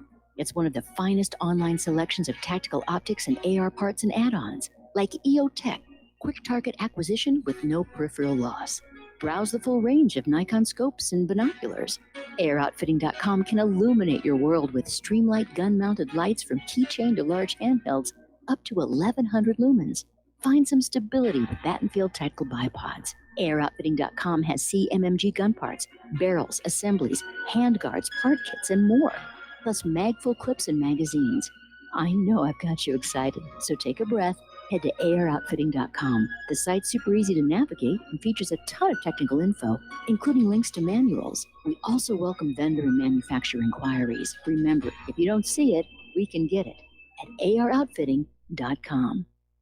Some are maxed out all their credit cards. Some are working 2 jobs and living in cars. Minimum wage won't pay for a roof, won't pay for a drink. If you gotta have proof, just try it yourself, Mr. CEO.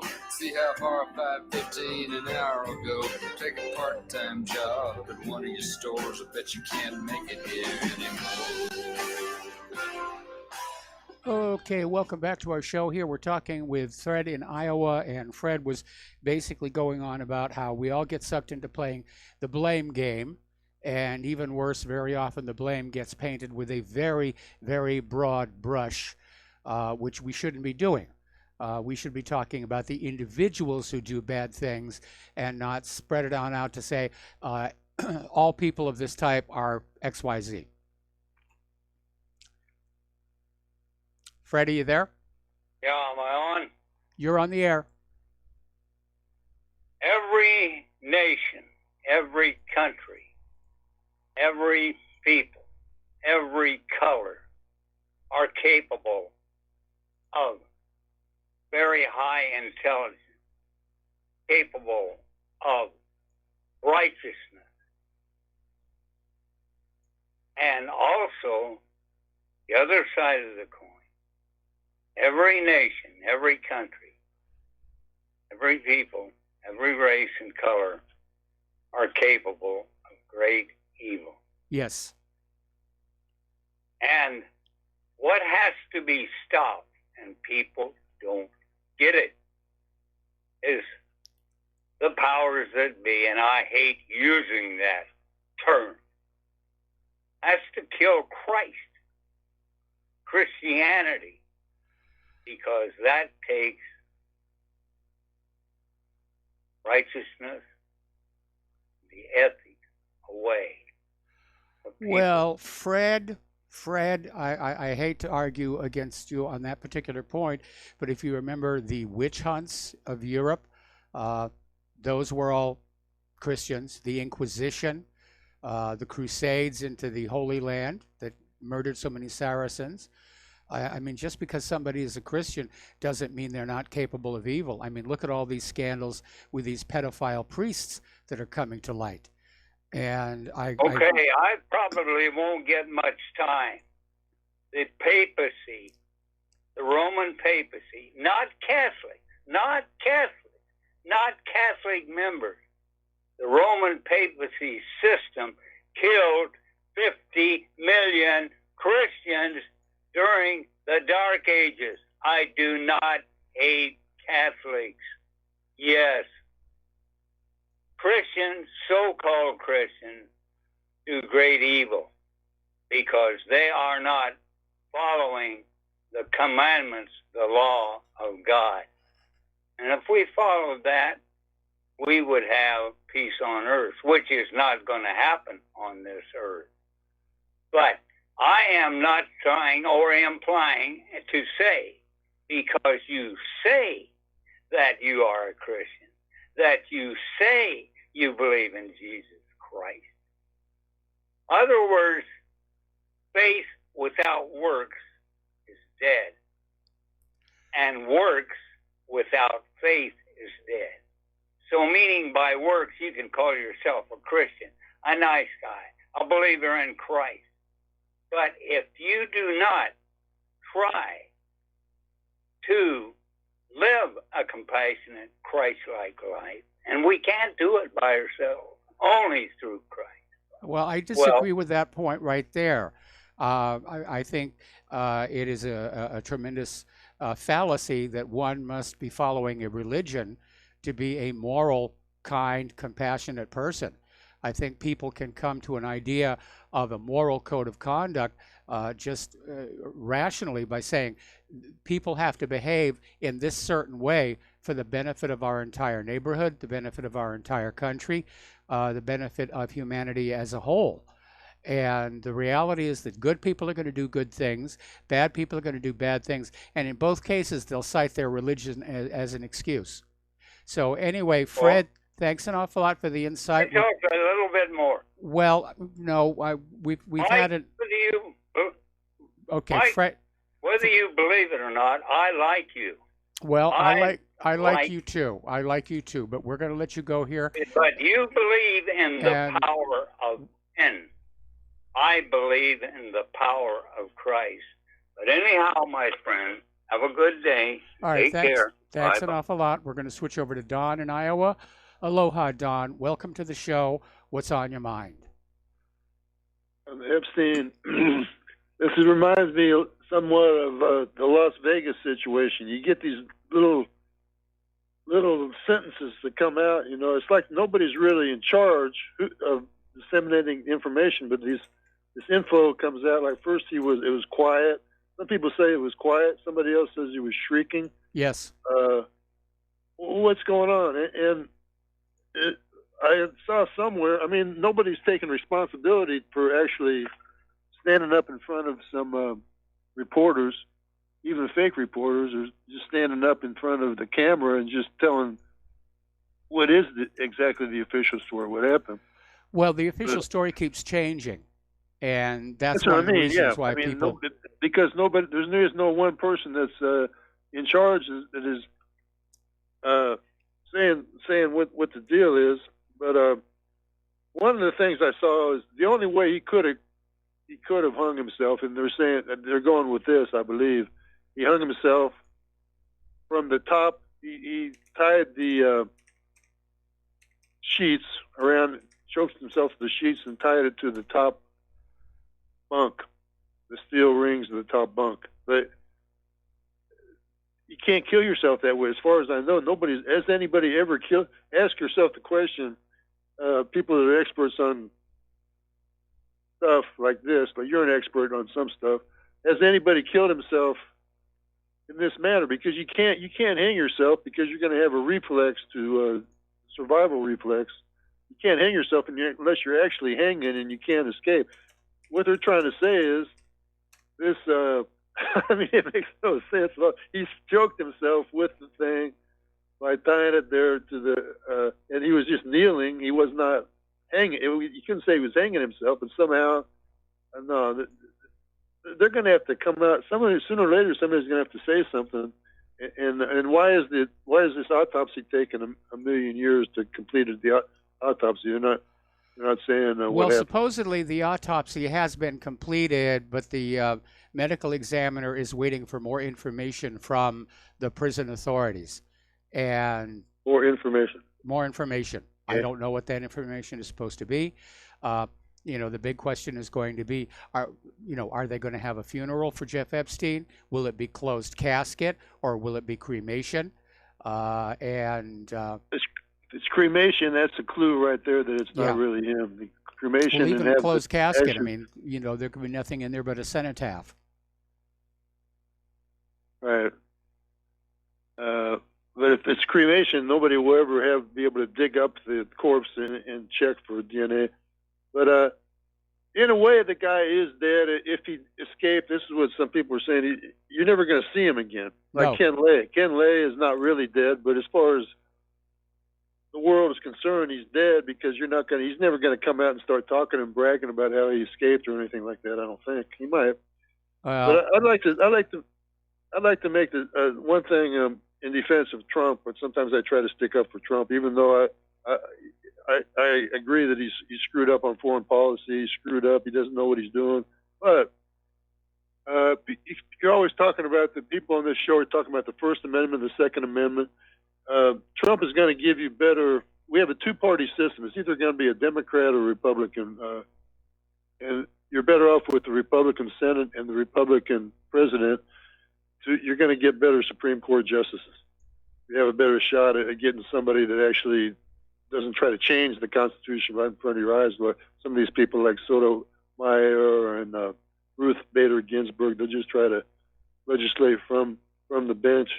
And that's all I have, Mike. Thanks a lot. All right, thanks an awful lot here. And we're going to switch over to Lenny in California. Aloha, Lenny. Welcome to the show. What's on your mind?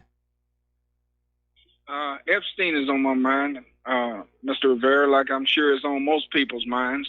But I just have some hard questions. First of all, I want the gentleman who called before the last caller, and I understand what he's saying and trying to quote the Bible and trying to understand that everybody has risen to the same sentient level. The fact is that we haven't. Okay. If you look at what Rick said from Arizona and what Joe said from Tennessee, they're not that far from the truth. Now, I'm with you.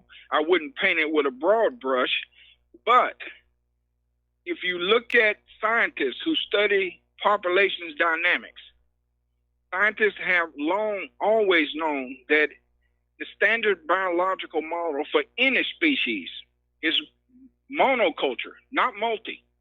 Now, we can go to a multiculture as long as the energy that's being pumped into the different multicultures or in the multicultural situation is where everybody's getting the same thing. But when you have an indigenous population who feel like they've been pillaged, raped, and robbed and targeted as like the white males feel like they're being targeted, okay, you're going to have pushback. Yes. And if you look at the history, and I'm just telling the truth here. I don't care who likes it or not, be it black, white, brown.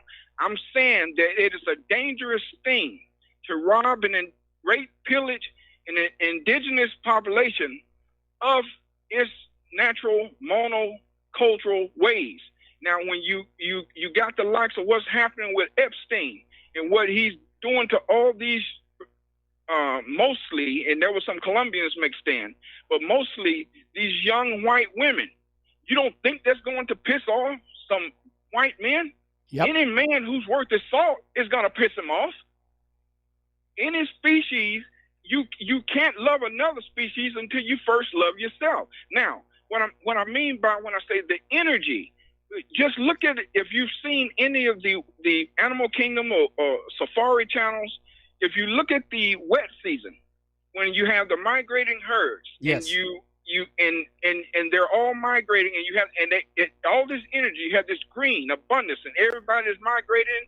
You know, they're grazing, and you got the predator class, and they're fed and happy. Okay, but when the wet season dries up, and you go to the dry season, and then you see this chaos around this one watering hole.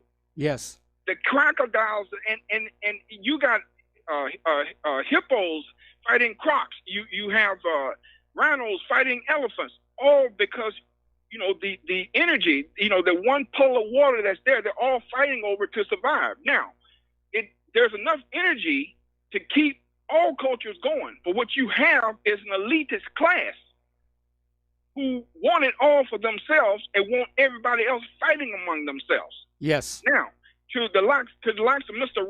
Rob Rosenstein, who say all this stuff happens all the time. People who are under suicide watch, they do this all the time. Here's what I say to the brain dead American people. Show us, Mr. Rosenstein, proof of death. Okay? And don't tell me it would be desecration to show Epstein's body, because he desecrated enough souls while he was here. All right? If anything, these girls who had to massage him, they can look at him and tell if it's the real Epstein. Show us proof of death.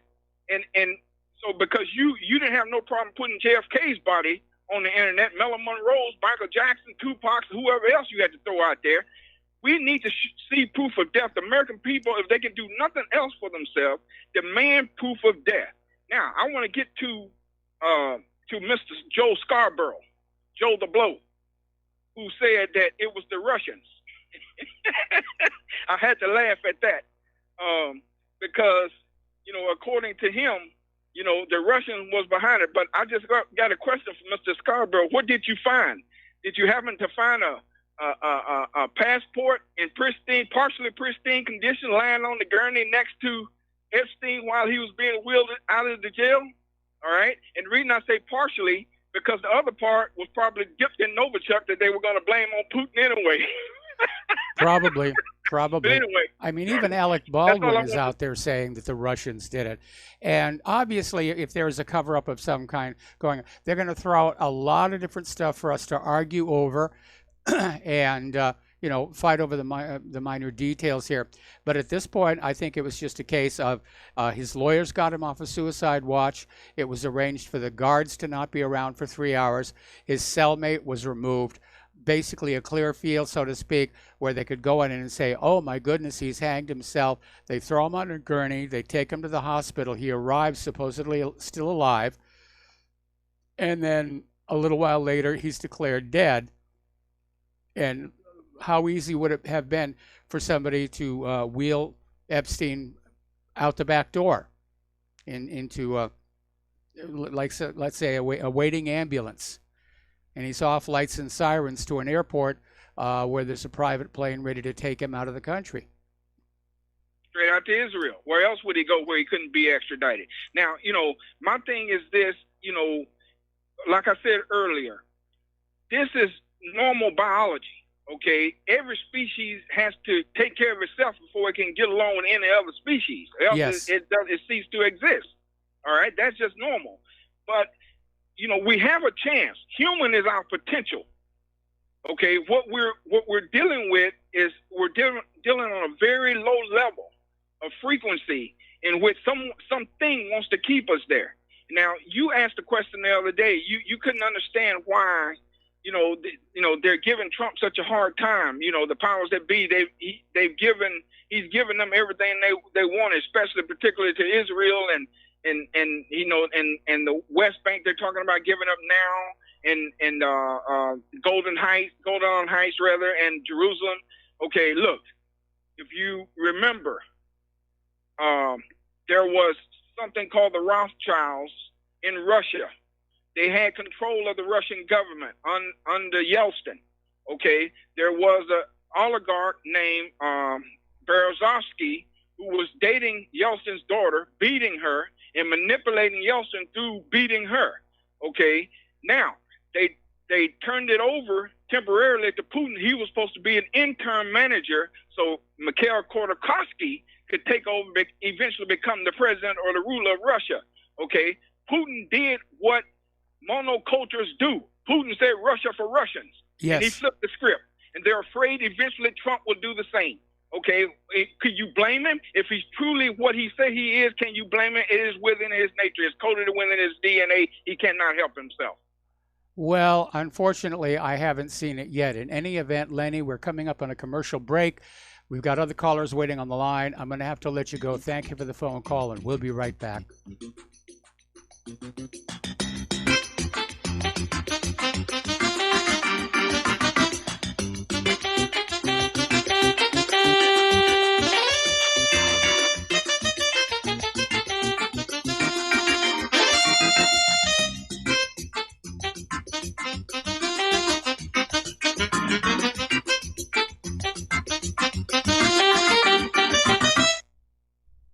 Corporate media dominates the American opinion. Finding independent voices that counter this avalanche is becoming increasingly difficult. With the endless corruption running rampant throughout our government, independent voices are needed more than ever to battle the offensive against our freedoms and liberties. As a listener of RBN, no one understands this concept better than you. Now it's up to you to do your part. The time has come for you to take action and begin broadcasting the truth to hundreds or thousands of people every month. Sound impossible? Quite the contrary. With pointed slogans from LibertyStickers.com, you can reach countless sleeping Americans unaware that they live in a real-life wonderland. LibertyStickers.com has a huge inventory of political bumper stickers and messages that reflect the truth about our government, our politicians, and the future of America. With so many in stock, there's one perfect for you. Visit us today at LibertyStickers.com. Again, that's LibertyStickers.com. Do your part. Your voice is important. Let it be heard. Don't regret growing old. It's a privilege denied to many. Heart disease is taking our youth from us. Young people in their 30s, 40s, 50s, and beyond are dying needlessly. One of the hardest messages I've ever had to deliver is to convince people that something natural like Extendivite should be taken as a preventative measure. I'm sure you heard an ounce of prevention is worth a pound of cure. Extendivite is that ounce. Take Extendivite for 1 year and see what your doctor has to say and how much better you feel. Herbs take time to address the problem. It took years of life to have a problem. Give Extendivite 1 year to fix the problem. Don't wait until it's too late.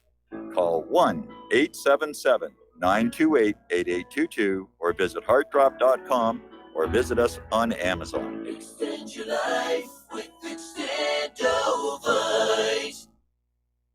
Hi, this is Matt Ray for MySleepAllNight.com. And most of us don't even realize that almost all of the healing, learning, and rejuvenating that happens in our body happens only when we are deeply asleep. Now, if you have trouble falling asleep and staying asleep, it's likely you never consistently achieve that crucial level of deep sleep. Deep restorative sleep is the key to health, mood, productivity, longevity, memory, you name it. So many health benefits. To experience what deep sleep feels like, try the new dietary supplement Sleep All Night, formulated by scientist Kurt Hendricks. And sleep like your life depends on it because, let's be honest, it does. Head on over to MySleepAllNight.com. That's MySleepAllNight.com. Enter the promo code RADIO for 20% off your purchase. Again, head on over to MySleepAllNight.com. Enter the promo code RADIO. That's MySleepAllNight.com. We will not go down in the night without a fight. You can burn up our mosques and our homes and our schools, but our spirit will never die. We will not go down in Gaza tonight. Women and children alike. And aloha, America. Welcome back to our show. Here we're going to go back to the phones to Chance in West Virginia. Aloha, Chance. Welcome to the show. What's on your mind? Hello, Mike. You know, I hear a lot of callers say, I guess we'll never know. And for the most part, I agree with them because that's how good the deep state is. This is why all this talk about Jeffrey Epstein, whether he committed suicide, was murdered, or sashayed out of the jail, is all redundant. We have to go to step two and look at what's going to be done about this. We're slipping into that trap that the deep state has set for us by debating these topics. Epstein is just as gone, whether he walked out of there, whether he's dead. This is all irrelevant. And the more we keep talking about this and beating this dead horse, we're not going to progress. Well, I disagree. I disagree because with every one of these discussions, we're undermining the credibility of the corporate media and the government. And it's only going to take so much. Yes, we are. More what is abuse. the end result, though? We need convictions. We need indictments. We need to bring this whole system down. Many, many people need to be locked up.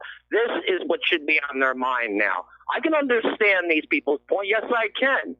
But it's like having the horse in the barn, and when the horse gets out, you sit around the kitchen table talking about wondering how the horse got out. The first thing you do is go look for the horse. Bring him back and then secure him in the barn again, the proper way. I mean, it's the more we talk about it, really doesn't matter how he's just as gone. Yeah, but you see, but in talking about it, we're causing Americans to think and doubt and wonder if once again they've been lied to. And as I said, where the U.S. government and the corporate media are weakest right now is in their credibility. They have lost the ability to lie to the public with impunity. We've taken that away from them, and we have to continue to do so. Exactly. And I agree with you 100% there.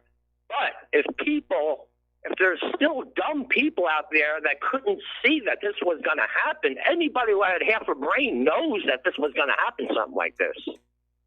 And if the other ones that don't, they're just too far gone, you're not going to get through to them. Yeah, but we're gaining ground. I mean, if you look at the audience numbers for corporate media, they're way down. Trust in the U.S. government is at record lows. And that's why they're panicking. That's why they're trying to find a way to censor the internet, to silence dissenters. That's why you have the Washington Post out there saying, well, you know, maybe we ought to think about getting rid of that gosh darn First Amendment so we can prosecute people for their political views. I mean, that's real dictatorship Okay, you're stuff right out there too. I agree with you there too, but do you think that's going to stop another one of these crazy mass shootings? You don't think they're going to do it again? Of course they are. Of course they are. How much we know. Of course they are. Of course they are. Of course they are. And nobody's going to be convicted, and nobody's going to go to jail. And somebody else will pick up the mantle and do the same thing, and it'll be it'll be like a rodent on a treadmill. Okay, well, Chance, I got to let you go here. We got to take a break for station identification, and we'll be right back with more phone calls.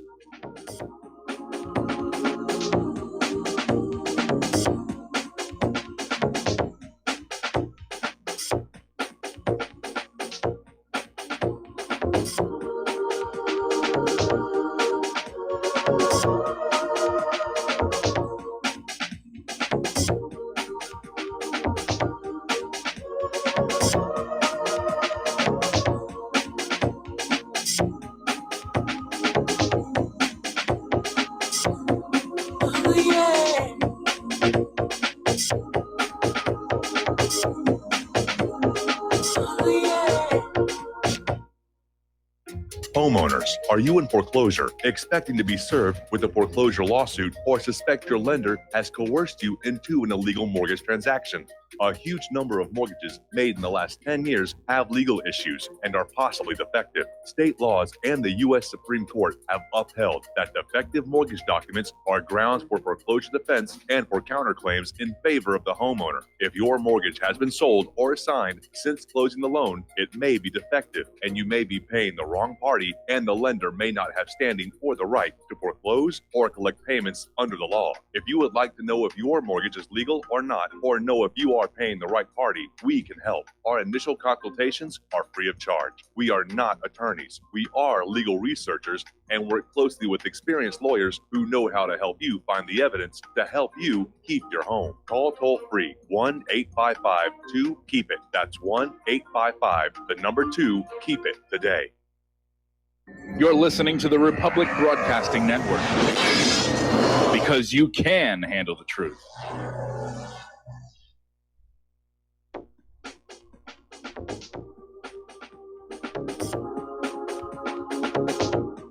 What Really Happened with your host, Mike Rivero. You're listening to the Republic Broadcasting Network, where you'll find out what the Fukushima's going on. And aloha, America. Welcome back to our show. Hour number 3. The phone lines are open, 800-313-9443. We've got a lot of callers. Let's get right on into it with Rob in Illinois. Rob, thank you for waiting patiently. What's on your mind? Hello. Hello, you're on the air. You got me? Yep. All right, very good. Where are these red flag sheet laws for Epstein? Red flag bed sheets? No. Anyway. Okay, I get the joke. Yeah. So, but you remember last year or within the last year and a half that people like Anthony Bourdain were victims of doorknobs. Remember that? So why wouldn't Epstein be a victim of a bunk bed? Well, I mean, in a lot of cases, like David Carradine, they're not trying to commit suicide. They're engaging in a practice called autoerotic asphyxiation, and you can have a terrible accident that way. Okay, but at this particular point, there are so many indicators that Epstein was not, in fact, suicidal. He was talking about cutting a deal. He was working with his lawyers 12 hours a day. I don't think he's dead. Well, I'm in that camp. In fact, I forwarded out emails suggesting exactly that he was liberated, he was rescued, he was debriefed and coaling his heels somewhere. So I'm in that camp. I'm just saying that the official story is obviously all your callers. You're brilliant. You are brilliant on this. I mean, it's just once again pulling wool over our eyes. Just like Las Vegas and Paddock and all those phony photos they are away and all that other stuff. My understanding is that they're going to get Ghislaine Maxwell's father's old yacht, and they're going to bring Epstein out to international waters to give him an international burial by tradition. Okay, I hadn't heard that, but that implies that there's going to be a cremation. Joke. No, that's a Bin Laden joke. Okay, so I'm throwing out jokes here. Sorry about that. So, little too cool for the room. No, it's all right, Mike. But no, look. Meanwhile, they're just keeping us all distracted. You got to watch other things that are going on. What's a big point in case here is they do have these red flag laws going on that people are trying to push through. So they're keeping everybody so busy right now, pissing and moaning about what happened to Epstein, that they're doing a whole bunch of other things behind the scenes like they always do to keep you distracted. Like during the OJ trial, the numerous laws they passed during the OJ trial, a lot of us distracted with OJ. They were doing other stuff in the background. Same thing's going on now. There's nothing we can do about what happened to Epstein. Hopefully, it's something good's coming out of it. Hopefully, Donald Trump didn't negotiate our rights away in this, and that something else positive came out of this. Who knows? It's still so much up in the air. But I'll tell you what, these red flag things are on the table, and people need to be fighting this tooth and nail, because we've already had enough of our Second Amendment rights negotiated away with this, and with that is our First Amendment rights and so on. So the the art of distraction, they're really good at it, and here we are every day.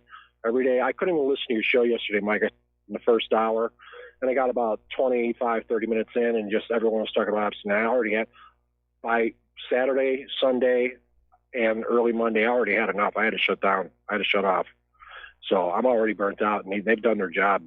They've kept everyone distracted. Now it's Tuesday, and we're all still ranting and raving. But your two callers ago, he was absolutely right. It's focused on the children. The focus should be on all the children. It's not just Epstein. It's all, it's Nexium and all these other procures that have been going on for not just decades, hundreds of years. These people are still doing it today. The children go missing. They're abusing kids. They're kidnapping people, whether it be children or young women or young adult women, whether it be in Saudi Arabia, Africa, you name it. There's people missing all over, and it's still going on. It didn't start and it didn't stop with Epstein. No, That's it certainly what's did going on. not. And they And certainly did one of not. the one of the disappointments I have in Okay. Trump was when he was campaigning back in 2016. He said he was going to address the issue of missing exploited children here in the United States. Now, for these other countries that are out there, that's their problem to deal with.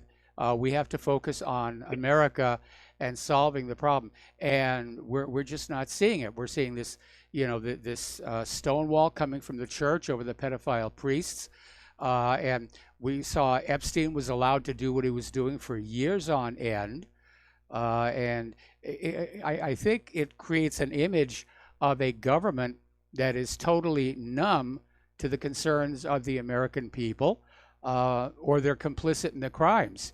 And again, back during Prohibition, the gangsters almost succeeded in taking control of the entire government. Now we've got drug prohibition, and I'm wondering if the drug cartels aren't really behind the scenes running this country, because it acts in such a criminal manner. Agreed. All right. Appreciate your time, Mike. Talk to you later. All right, thanks an awful lot. We're going to switch over to Bob in Colorado. Aloha, Bob. Welcome to the show. What's on your mind? Aloha, Mike. How you doing? I will go ahead and put my point of view across to you. And as usual, I listen to you off the air, and I have 2 points. Number one, if Epstein was flown out of the country, there's got to be a flight log, and I would hope there's enough pilots out there that could do the research to find out where the hell that plane went. Even if it went wherever it went, it would just be interesting to see where did that plane go.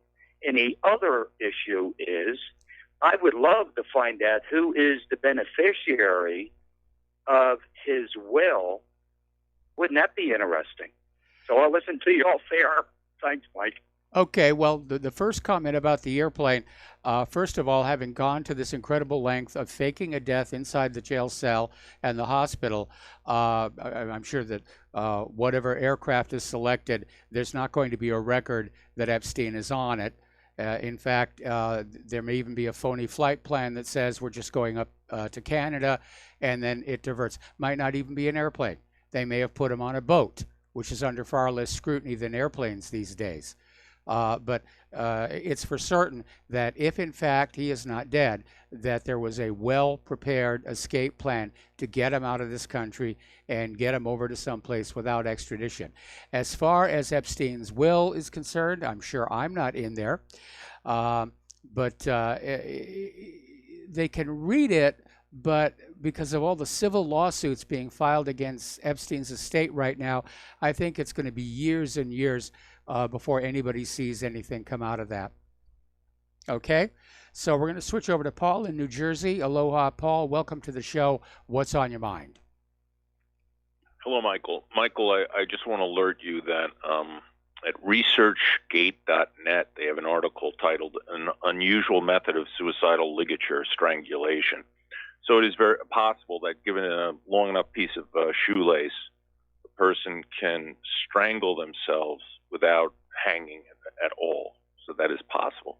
Just to bring that to your attention. Yeah, but you see, the whole point of is that Epstein was not supposed to have any of those materials in his jail cell.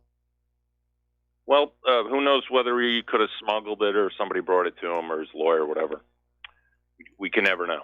Well, like And I we said, probably are why never. would his lawyer assist him in killing himself? Because that ends the billable hours. You know, Epstein's lawyers are getting rich off of his case. They're not going to help him kill himself. Unless they were fellow Assad associates following orders from Tel Aviv. Hey, now listen now. One thing about that, too, is I hear a lot of the callers promoting all the different conspiracy theories. I like to entertain them all, but one that I don't notice, which is the most evident that I see few that entertain, is, and let's go through this, who's in charge of the Department of Justice? president is. At the moment, it's Attorney General William Barr. Right, and who appointed William Barr? Donald Trump. Donald Trump did. So where does the buck stop? I say it's right at Donald Trump. And I don't think we should exclude him from letting this happen on purpose. Because he has the power and the authority to make sure and give the orders from the top down, scaring the heck out of all underlings to watch Epstein, and he didn't. And I'm in the old follow the chain of command. Where does it go up to? And also Trump has some connections with Epstein. So Epstein being dead actually helps Trump. It's good for him. So I wouldn't exclude him from the list of potential suspects. That's what I want to say. Well, I tend not to look at Trump as a potential suspect in a scheme of this complexity, simply because Trump, to be brutally honest, lacks the kind of intellectual sophistication these kind of things takes. He may have done a nod and said, yeah, okay, but I think this whole thing was orchestrated at a much lower level. Remember, the more people who know about one of these operations, the greater the possibility of a leak. And so you want to keep an operation like this as absolutely small as you can, with as few people knowing about it. Now, Epstein had a network of people that he had videotapes on, boinking 13-year-old girls. And so they're going to do what he tells them to do. And I think he had enough of those where he could say, this is what's going to happen. True. But nonetheless, as I say, when we come up with conspiracy theories, we shouldn't be afraid to engage in conspiracy theories that run contrary or against our own narratives. And we should be open enough to take a look at our own side, especially our own side that has gone astray anyway, the way I see it about Donald Trump. And you've heard my previous call. I've heard your previous calls here, and I'm a tremendous believer in Occam's razor, or I basically use it as a philosophical guide. The simplest explanation is usually the correct one. And so whenever somebody comes on in with a conspiracy theory that adds complexity, I'm immediately hesitant. Right. And one last point. For your listeners out there, I do advise people to look into death by suicidal ligature. Yep. Because and these type of strangulations, because the way the body was brought out of Epstein, right, is and the marks on his face and the flushing of the skin and the red spots, that is consistent with strangulation or hanging. So that is consistent. So he, from the looks of that photo, despite the earlobe and the nose, I would argue the nose would swell also due to the strangulation. It's entirely possible here, but the fact that his face was left uncovered, he hadn't been pronounced dead at that point. That may be an indicator that he was in fact still alive and still breathing at that point. Again, I don't think he's dead. Well, I'd like to see, get any physicians out there or EMTs who are familiar with these topics, do call in. All right. Thank you, Mike. All right. Thank you. For me, one of the strongest, I'm moving away from the idea that wasn't Epstein on the gurney. And that's a good explanation for why we may have seen the facial differences. The big one for me were the eyebrows, which seemed so much higher. But anyway, let's get to James in Ohio. Aloha, James. Welcome to the show. What's on your mind? Hi. I hate to take any attention away from the Epstein case, but there are a number of factors that are coinciding that may shape up to be a problem for all of us. Yes. Zero Hedge a few days ago had an article about a autumn something worm in China that was attacking their crops that jumped over from Myanmar. And they're not sure whether it's going to have a big impact, but considering that the United States, our crop harvest forecasts are not very good, nope. And I think it was in Nebraska that 2 million calves drowned from, I think it was snow melt. And in China, they have a pig Ebola. And the first article I read on it said it killed 2 million. The next one, 20 million. Now it's 20%. And the incubation time and the virulence are just so that they say they can't stop it. And what happens when one of the major nations runs short of crops or farm animals for food as they go to South America, which means that the U.S. and China may well be competing, and Yes. which is going to drive the price of food up. And since everybody eats, that's going to have a ripple effect of driving the price of everything up. Yeah, Let's and- just cross our fingers that the pig Ebola stops and that the crop harvest forecasts are wrong, because, you know, mass starvation is not good for continuity of government. And if that occurs, what they usually do is they have a great big war to take the heat off of themselves. You know, You could very so- well be right. I mean, thinning out the human population at a time when there is not enough food to feed that human population, from a certain point of view, it does make a great deal of sense. And right. yeah, the farm forecasts for the American Midwest are very low, and a lot of that has to do with the massive flooding that we saw earlier this year, where a lot of these farm fields still cannot be planted because the soil is too wet and the seeds would literally drown. I understand Right. they had a big fire at a commercial farming dairy farm up in Canada, and 1,000 cows got burned to death there. So yeah, there's some big problems with our food supply chain, and yeah, people ought to be taking steps now. Learn how not to waste food, because right now about half the food produced in this country winds up going into a garbage pail. We can't go on doing that, looking at these shortages. Yeah. As far as the Jeffrey Epstein hanging theory, not real proud of it, but at one time in my life I got to feeling low, made a real noose out of half-inch nylon rope that was 400-pound test, and jumped off a bridge with the other end of the rope tied to it. The rope cinched, and my neck was about half its diameter, and then it broke, and I fell 25 feet with my face right next to a big river rock and 2 inches of water.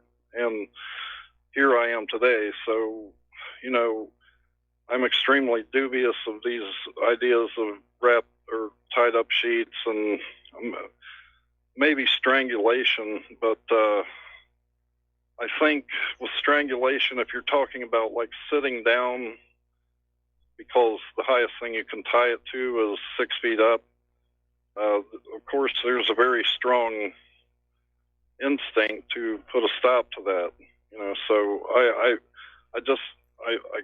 have a lot of doubts about the Jeffrey Epstein hanging theory. Yes. The human body is pretty damn tough. Yes. So, but anyway, that's all I have for you. And, All right. Well, thank you keep up very the good much for the phone call, James. And you're right. Something that we all need to be paying attention right now is the food supply in this country, because it is at risk. And I think we reported yesterday, corn farmers are already having to ration the corn because most of it has to go to feed the other farm animals.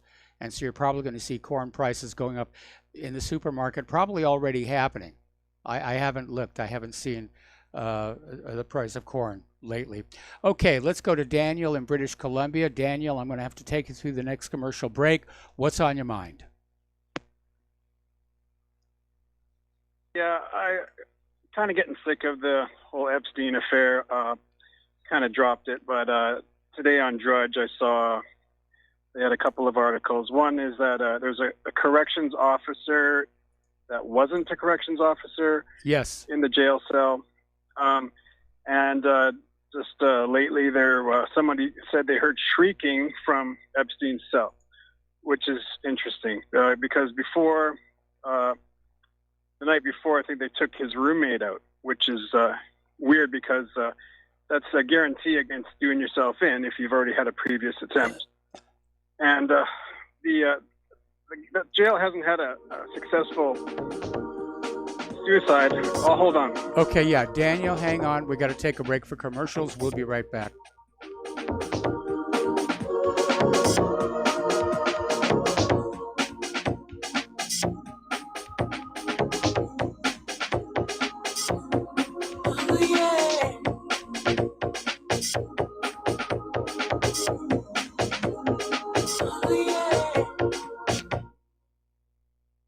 Hi, folks. CBD is the home run hitter for health right now. Why, you ask? Because of what it does for the body. Unfortunately, I can't tell you all about the benefit. You know, there's reasons. Do your due diligence and log on to ancientlifeoil.com. That's ancientlifeoil.com. Ancient Life Oil uses organic ingredients and is blended in coconut oil for some of the best benefits. Legal in 50 states and non-psychoactive. Log on to ancientlifeoil.com. That's ancientlifeoil.com. Hey, is that a new music app? Yeah, check it out. Surfer Music Discovery. It links to thousands of online stations, but the twist is you see the song names and artists that are now playing live. That's different. No guessing. Looks like a waterfall of music. So many formats. Rock, oldies, country, R&B, jazz, and a whole lot more. How's that spelled? Surfer. S-U-R-F-R. Is it expensive? It's free. No need to sign up or sign in. Get the Surfer Music app free from Google Play or the App Store. Folks, we're living in a world the likes of which we've never perceived any clearer than we do now. The plan for global governance has been in the works for generations and would have likely been achieved by now, but for the fact that the globalists left open their Achilles heel. With all their tools, Federal Reserve System, fiat currency, no child left behind, and then Common Core education introduced to our schools to dumb us down, vaccines, pharmaceuticals to lobotomize us, GMO foods, insertion of compromised or bought and paid for politicians, judges, mainstream media propaganda, all pieced together like a puzzle designed to ultimately bring the world under submission. But with all their strategy, they forgot one thing: knowledge. And knowledge is power. With knowledge, their bombardment is nullified. Folks, with that, as brilliant and knowledgeable as you've become, among the wisest audience of any radio audience in the world, and you are, I want you to take a moment to reflect and ask yourself, how much of that knowledge did I obtain from Republic Broadcasting Network? How high has my consciousness been raised since I've been a listener? How fast am I now able to discriminate truth from fake news by being a Republic Broadcasting listener? How clear am I now able to see the world since I've been listening to RBN? Ask yourselves those questions, folks. Then ask yourself, what is that knowledge worth to me? Like my morning coffee, how would I survive without it? A voice of truth in a sea of lies. Do we not all need to make sure it survives? Like public broadcasting, we are now finding we can only survive with listener support. Censorship, advertisers being attacked, truth itself being attacked. It's the only way through this. We at Republic Broadcasting humbly ask you to become a supporter. Look at your budget and make a determination of what Republic Broadcasting is worth to you and what you can afford on a monthly basis. Go to republicbroadcasting.org and pledge 20, 30, 40, 50, if possible, 100 a month or more if it's affordable. Click the donate button and become a regular monthly donor. Assure both us and yourself that Republic Broadcasting truth will continue to flow like that morning coffee. The network thanks you.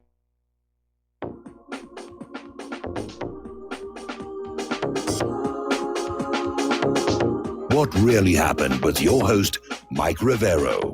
Visit us online at whatreallyhappened.com. Here is your host, Michael Rivero. And aloha, America. Welcome back to our show here. We're talking with Daniel in British Columbia. We're talking about the Jeff Epstein case, scandal, gambit, whatever you want to call it. So, Daniel, just sort of pick up where you left off. Yeah, so this facility here, they just had El Chapo in there. It's some of the most high-profile federal inmates you could possibly have. Yes. And they haven't had a successful suicide in 21 years, which is kind of, just add that to the mix. And I think the focus should be on this Ghislaine Maxwell. I'm not sure how you pronounce her name, Ghislaine. She was a recruiter for these girls. Yes. She actually groomed some of the girls in sex techniques, according to Vanity Fair. Yes. So if I were her, I'd avoid small aircraft. Yes. And another thing was the FBI has raided some of the buildings on the island, on Lolita Island. And to me, it seems like they're going there to hide evidence, not to find it. I think somebody got That's just there. my, Somebody got there before they did. There's YouTube videos showing that at least one room that was obviously an office full of computer gear, that was completely emptied out before the FBI even showed up. Yeah. So I don't know. I just think the focus. I mean, she still has. I think the bigger picture, obviously, the victims, the child victims, need restitution on this, but to find out what this thing really was, which I think it was, it was an intel sort of honey trap. Yes. You got Bill Richardson and all these guys. I think that's where the key lies. I think we should keep the focus away from Epstein, whether he's having a pina colada with Kevin or Kenneth Lay on a beach right now is kind of irrelevant because we know how it all works, but I think the focus should be on her. And I agree with you on that one. I agree with you on that one. There's one other question that nobody is asking is who has inherited Epstein's files on all these people, all the videos that he had. I don't think they got destroyed. They're still out there somewhere, which means somebody just inherited Epstein's control over our government, over our politicians. Yeah, even the connection to Ehud Barak is interesting. So I know they were talking about Prince Andrew, and they mentioned a former prime minister, and I immediately thought, well, it must be a British prime minister like Tony Blair, but they didn't mention Ehud Barak, and you had to kind of dig for that.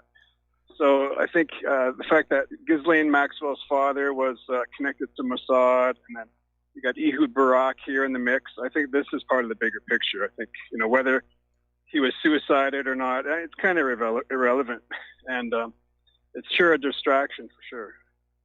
I'll leave you with that. All right. Well, thanks an awful lot here, and we're going to switch over to Larry in Austin. Larry, thank you for waiting so patiently. What's on your mind? Hi, Mike. Really good show. A lot of great callers today.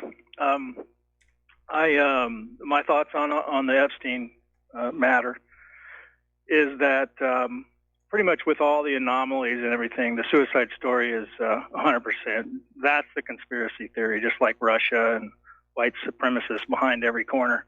Yeah. But the main thing is that this thing is just so it would have to be so vast because you're talking about human trafficking, on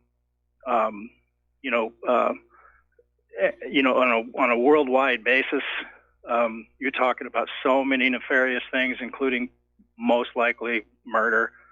But in my opinion, if he was murdered, if he was murdered, or if he was dead, then he was definitely murdered. It was not suicide.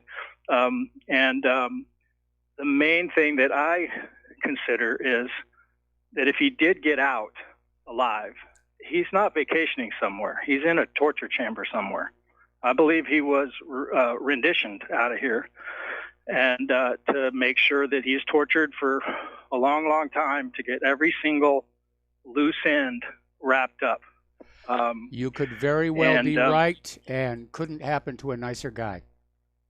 Yeah, exactly. Fine. Yeah, totally. But we know, nobody's crying for this guy, no matter what. But the fact is that it goes so deep, and you have what is it called, Five Eyes or whatever, yes, where all these, if people talk about Mossad and these guys, but they all work together. And in terms of a couple callers ago talking about it going up the chain of command to the president, well, the chain of command, if you want to talk military terms, everything's compartmentalized. So when you have a rendition program, there's probably a few levels even of that. And so I just don't think, even if it was our guys or whatever, it was not ordered by the president. He didn't. They keep the president clear of that kind of stuff. It's common practice. The last thing, Mike, if the credibility is so just trashed of the media and the government and any official people that the only way around it is to show camera video evidence of shootings, of the Epstein thing, and then maybe the people could be, not talking about quote-unquote conspiracy theories. All right, well, Larry, I got to let you go. We got to take another break for commercials. Back with more phone calls after these keywords.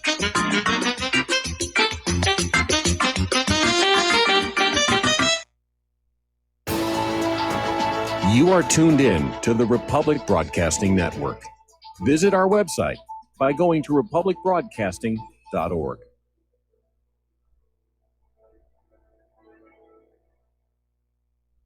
Tired of being lied to by mass media? It's growing more and more apparent today that news is received less and less through standard media outlets. Even with a growing audience every day, RBN is beginning to direct more efforts into social media. Social media and the use of the internet is fast becoming the primary source of people for news, regardless of demographic. RBN has set out to provide some of the best news on the internet through republicbroadcasting.org, and also has begun to use the tools to our advantage by way of social media. Republic Broadcasting is now operating a Facebook page to function as yet another avenue to have our collective voice reach new audiences across not only America, but across the globe as well. The Facebook page features not only news, but also an RBN player to listen to our broadcasts.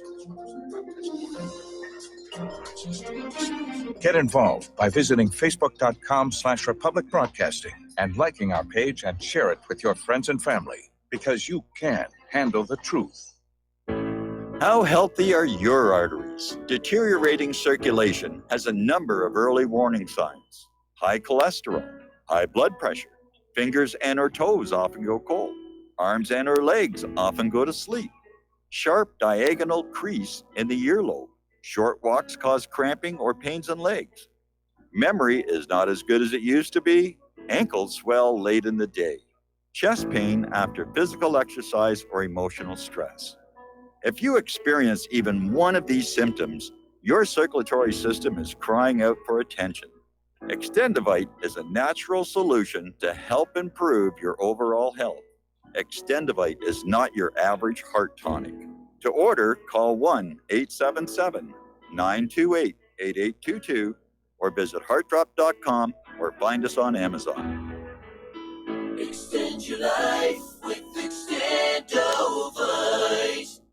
I'm getting older and noticing that my body just doesn't work as well as it used to. So I like to keep fit as possible by hitting the gym a few times a week. Recently, I started having a nagging bicep pain, and it got so bad I couldn't even lift the weights. When I was complaining about it to a friend, he told me about Angioprim. He said chelation helps remove toxins, heavy metals, and cholesterol in veins and arteries that may cause blockages. You know, after just 1 week of taking Angioprim, the pain was gone, and now I'm back in the gym full strength. Scientific research proves the active ingredient in Angioprim has superior oral chelation action that helps promote cardiovascular health. So to learn more, go to angioprim.com. That's ANGIOPRIM.com, or talk to a trained consultant. Call Angioprim toll free at 877-882-7221. You'll feel better with more energy. Call 877-882-7221 or go to the website angioprim.com. When all this twisted steel was swept away, did these remaining holes reveal what's really happened? And aloha, America. Welcome back to the show here. And we're going to go to Steve Elkins. Aloha, Steve. Welcome to the show. What's on your mind? Well, you've had a couple of callers call in today and some interesting things said. The rendition, that's a new one. I kind of like that idea. If I can take that one, I'll take the rendition, because I agree the guy was a dirtbag, deserves everything he gets. But you had a couple people mentioning about the appearance of him having splotchiness and everything. And I just wanted to let you know what that was. Actually, it's called petechiae, and it is definitely referencing probably strangulation.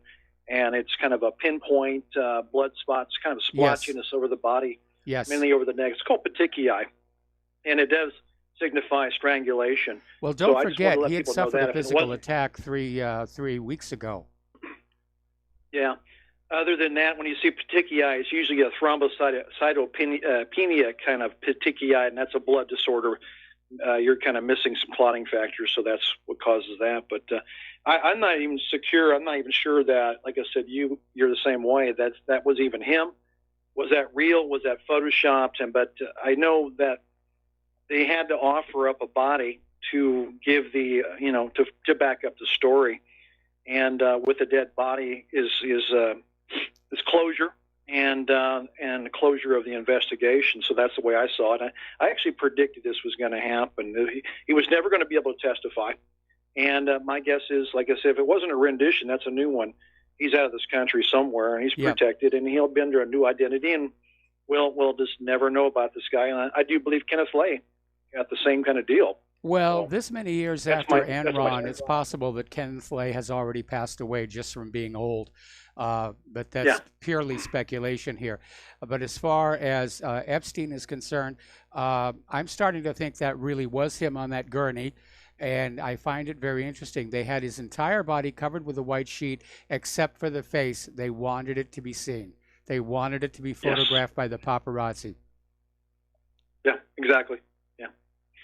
Yeah, well, we may never know, but the 2,000-page memo, that'll disappear. That'll go into the vault. It'll be sealed and never be seen again. This investigation is over. Yes. And there'll be a couple scapegoats. Those two guards will go down the hatch there on that one, and they'll drop the ball. They'll say it was accident, it was mistakes made.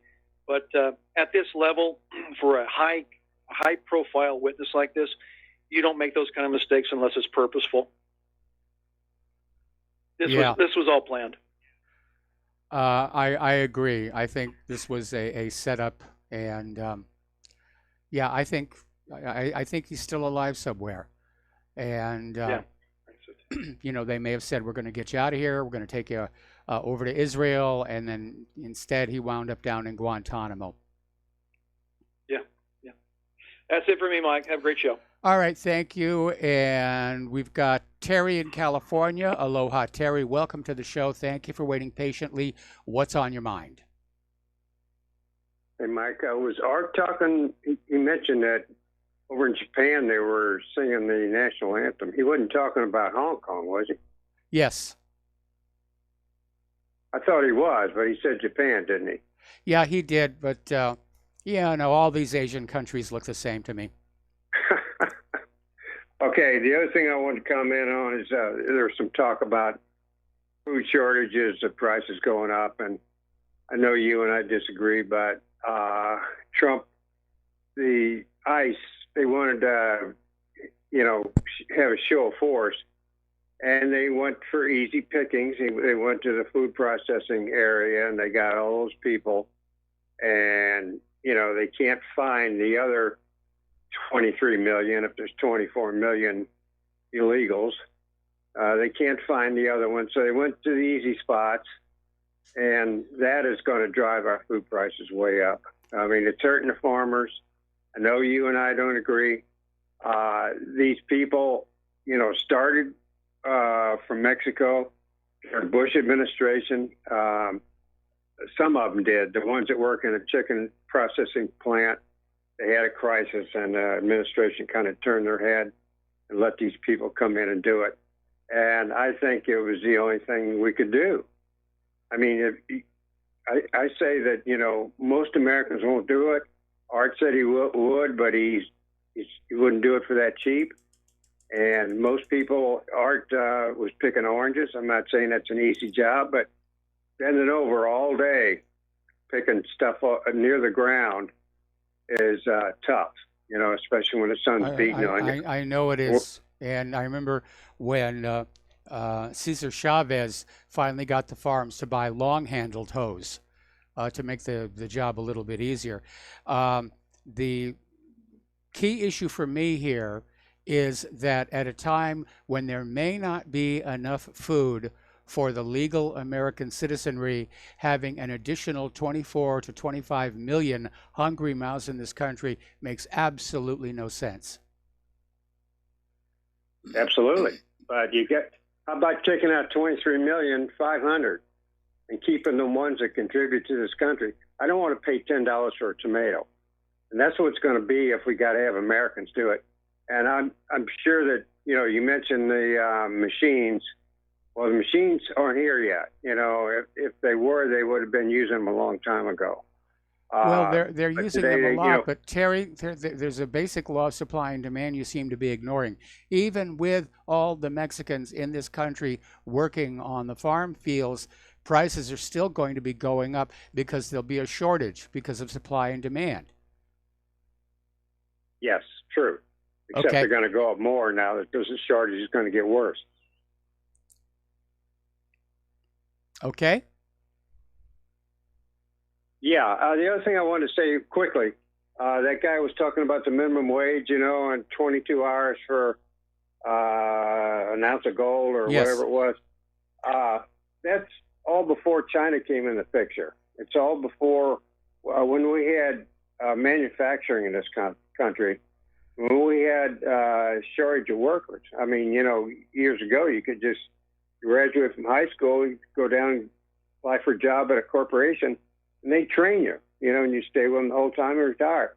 But that's not the paradigm anymore. It's a new paradigm with China in the picture. All right, Mike, thanks. All right, thanks an awful lot, Terry. We're going to let you go. The phone lines are open now. Getting on back to the economic news. The United States ban on state contracts with Huawei and these other Chinese tech companies takes effect as of today.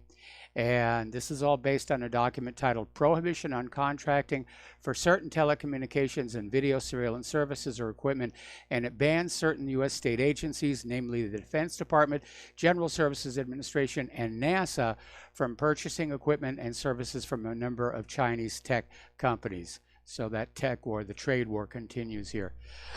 Okay. Getting on back to the food shortage issue. U.S. farmers are facing record bankruptcies and collapsing incomes due to this escalating trade war with China. And apparently, U.S. Agriculture Secretary Sonny Perdue came on out and described these struggling farmers as whiners. And apparently Perdue said, I had a farmer tell me this in Pennsylvania. What do you call two farmers in a basement? It's a wine cellar. Now, that was a bad move. You know, this is not some comedy club with open mic night. This is the Secretary of Agriculture. And maybe he's trying to make light of the problem because they don't really have a solution. And maybe the reason everybody is grabbing everything they can right now is they understand. You know, we talk about an economic collapse bringing down this country, or losing a major war bringing down this country. But one of our other callers mentioned it. If we have a food shortage, if the American people can't eat, that can bring down the government as well. All right, we're going to take another phone call from Skippy in Texas. Aloha, Skippy. Welcome to the show. What's on your mind? Hello. I just wanted to say that I like your yellow shirt, and thank you for all the for sitting here and taking calls for us handsome people on the phone. Okay. And I thank you very much for the shirt you're wearing, and thank you. Well, actually, this shirt was a gift from one of the listeners. Yeah, it was me actually. Oh, okay. Skippy. Yes, Skippy. Well, yeah, it was like $20 and like in Family Dollar, I think. But I would just want to say hi and bye. Well, hello and goodbye, and thank you very much for the phone call. Over in Sweden, and you have to wonder what the thinking is here, they're going to implement a $26 begging tax. In other words, if you are in such financial straits that you're having to beg on the streets, you're going to have to pay the government $26. I think they're going the wrong way here. And of course, that basically means that there'll be less money for the beggar to have to eat on. That's silly. Okay, here's an interesting development. Over in Great Britain, somebody ran a poll, and as you know, there's this push for a no-deal Brexit. Boris Johnson is trying to push it through by any means necessary. Somebody did a national poll and found more than half of those who expressed a preference were basically in agreement that Boris Johnson should suspend Parliament until Britain leaves the European Union, because it's been the globalists and Remainers in Parliament who've been the biggest obstruction to basically carrying through with the will of the British voters. Now, John Bolton is out there taking aim at the EU for dragging out the Brexit process and not respecting the result of the 2016 referendum. And Bolton called the EU's bluff and insisted its refusal to renegotiate the failed withdrawal agreement was a ploy to make the peasants vote again and again and again until they get it right. And we know there's been a lot of talk about reholding the Brexit referendum. And we know during the original referendum, there was a lot of vote fraud going on the side of the Remainers. They want another chance. Okay, we're going to take another phone call. Dustin in New Jersey. Aloha. Welcome to the show. What's on your mind? Hey, Mike, I'm sorry I got to call back, but I got to respond to to a couple listeners. First, Art Off the Grid. That wasn't Japan. That was Hong Kong with the American flag. And they also had a British flag. And there's more going on than just singing the national anthem and stuff. Yeah, it's turning violent. Yeah, well, I'm saying because it's orchestrated. You know, it's like Ukraine. It's organized, not a coup, but a destabilization program of. Well, they of call it a China's color soft revolution. That's the term of craft. Yeah, but what I really want to call about, Mike, is you had a caller when Nixon took us off the gold exchange, and listen, the hourly rate hasn't been keeping up with inflation for the longest time. China really hasn't become like an economic superpower, nowhere near that time.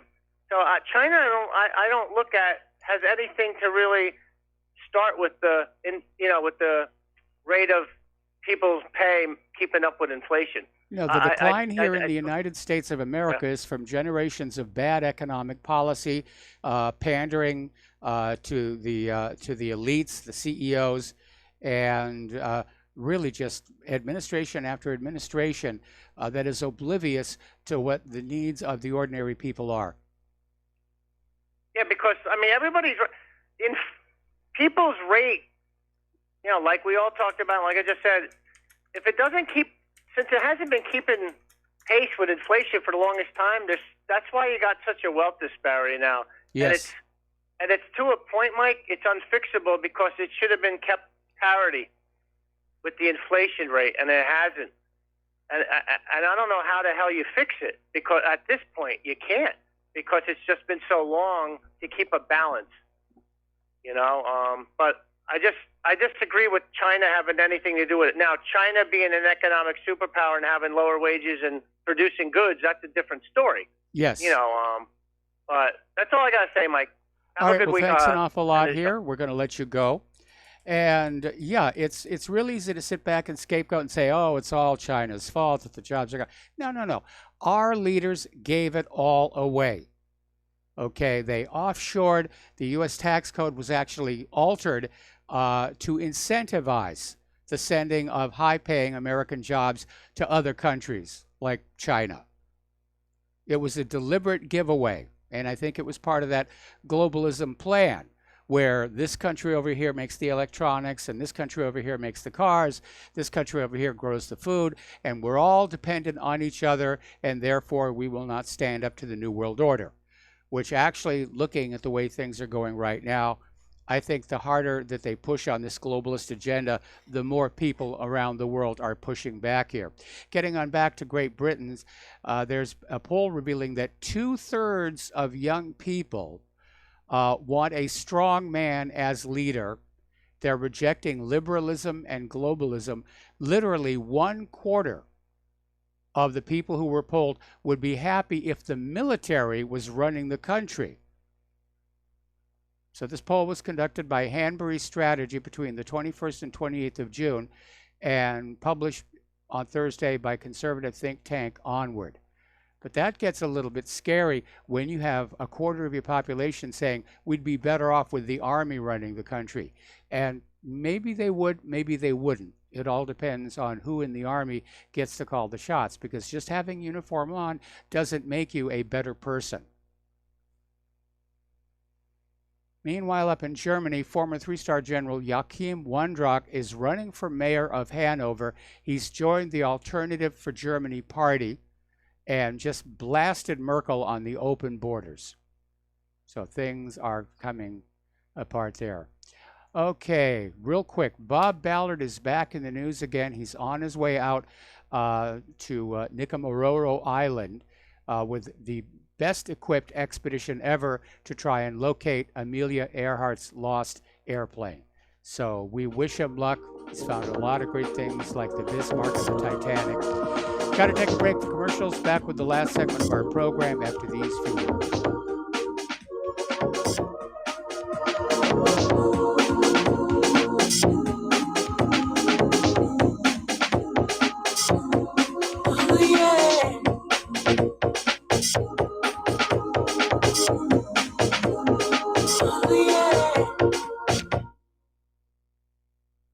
Homeowners, if your lender has gone out of business or sold your transaction to another lender or servicer, you may be the victim of a wrongful foreclosure, resulting in the loss of your home. If you've already lost your home, are in foreclosure, or even in good standing, you can challenge the mortgage transaction's illegal issue, and your property can be restored to you, and your foreclosure can be stopped or reversed, and the mortgage transaction declared unenforceable. State laws, U.S. title codes, the Uniform Commercial Codes, and U.S. Supreme Court rulings have upheld that defective mortgage documentations can reverse or stop foreclosures and enforce property title claims in favor of the homeowner. We are having successes in stopping the process of foreclosure, the enforcement of the foreclosure judgments, the sale of property, and evictions after the sale. We are not attorneys, and we don't give legal advice. We are a professional team of legal researchers, providing forensic mortgage audits and expert witnesses. We have the knowledge to produce the evidence and enforce laws regarding your legal issues. We've been in business for 12 years without a complaint. Consultations are free, and we provide a free title search to confirm if your mortgage has legal defects. Please call 855-253-3748. 855, 2, keep it today. Without the right accessories, any guy can be off the mark. Whether you've invested thousands in your arsenal or you own a single trusted firearm, a visit to AROutfitting.com is in order. It's one of the finest online selections of tactical optics and AR parts and add-ons, like EOTech, quick target acquisition with no peripheral loss. Browse the full range of Nikon scopes and binoculars. AROutfitting.com can illuminate your world with Streamlight gun-mounted lights from keychain to large handhelds up to 1,100 lumens. Find some stability with Battenfield Tactical Bipods. AirOutfitting.com has CMMG gun parts, barrels, assemblies, handguards, part kits, and more. Plus mag-full clips and magazines. I know I've got you excited, so take a breath. Head to AirOutfitting.com. The site's super easy to navigate and features a ton of technical info, including links to manuals. We also welcome vendor and manufacturer inquiries. Remember, if you don't see it, we can get it at AirOutfitting.com.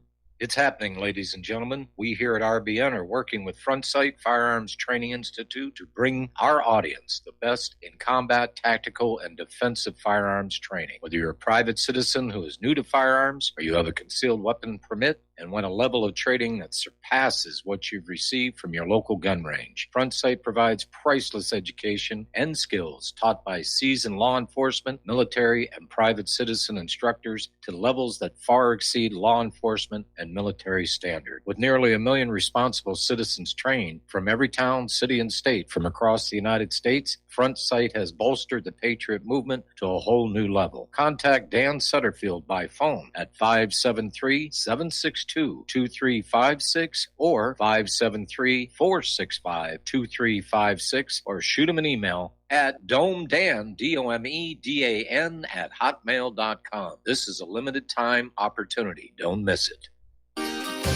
When all this twisted steel was swept away, did these These remaining holes reveal what's really happened. And aloha, America. Welcome back to our show here. And last segment of our program today. Little bit of an announcement. I'm going to be away from the microphone tomorrow. I'm having to deal with last minute preparations for the moving company. They're coming in on Thursday. We are nowhere near ready for that. I've hired somebody to come help me. So either tomorrow will be a best of replay. We've sent messages to Ryan Dawson to see if he can pick up the mic, but he hasn't gotten back to us yet here. So once again, I will not be doing the show live tomorrow. And I hope not to have to take off a lot of days between now and when we get settled in Indiana. But this is a very long, complicated process. And what's really amazing, you know, we found out we've been in this particular location 15 years. Sorry, 14 years. 14 years. Yeah. And boy, it's amazing how much junk you collect in that much time that we're now having to either sell, give away, or just take out to the trash. So as soon as the show is over, I'm off to buy some more boxes, some more tape, and I realize the movers are going to pack a lot of stuff. In fact, anything that we pack ourselves is not covered by the insurance, but we're trying to get as much done as we can before they get here. So it's a lot of work for a guy who's on the cusp of turning 67, and I'll just be glad when this is all over, and I'm never going to move again. Wherever we wind up living in Indiana, that's it. Just bury me in the front yard or something. All right, Lindsey Graham is out there reiterating his support for red flag gun laws, saying that the Second Amendment is not a suicide pact. I wonder if they're going to invoke a red flag law on Chris Cuomo after that nearly violent outburst that they got on videotape. As one of our callers mentioned earlier in the show, Pocahontas is proposing more taxes on guns and ammo. And I'm sorry, that sounds a lot like infringement. And that Second Amendment is pretty clear. The right to keep and bear arms shall not be infringed. Over in San Jose, their mayor is proposing requiring gun owners to buy liability insurance so that if you cause some damage with your firearms, that you're required to pay for it. Now, I have to say, this is in kind of a gray area. I mean, legally, when you own a gun, when you pull that trigger, you are responsible for where that bullet goes, even if it misses what you're aiming at. And I think if you break somebody's window or dent somebody's car, that the honorable thing to do is to cover that damage. But forcing the American people to give yet more money to the insurance industry, I'm not sure about that. Meanwhile, down in El Paso, Hispanics, convinced they were the target in the Walmart attack, are starting to flood to firearms classes. Okay, there's the music. Time for me to get on out of here. And stay tuned for John Stadmiller. I'm sure he's got lots of interesting things to share with you. Please share what you learn here with everybody else that you know. Just talk to them, use paper, mail. Forget social media, completely, totally controlled right now. You will never get through all those filters. Please donate to RBN. Please donate to What Really Happened. We'll be back I'll be back on Thursday. Aloha, America.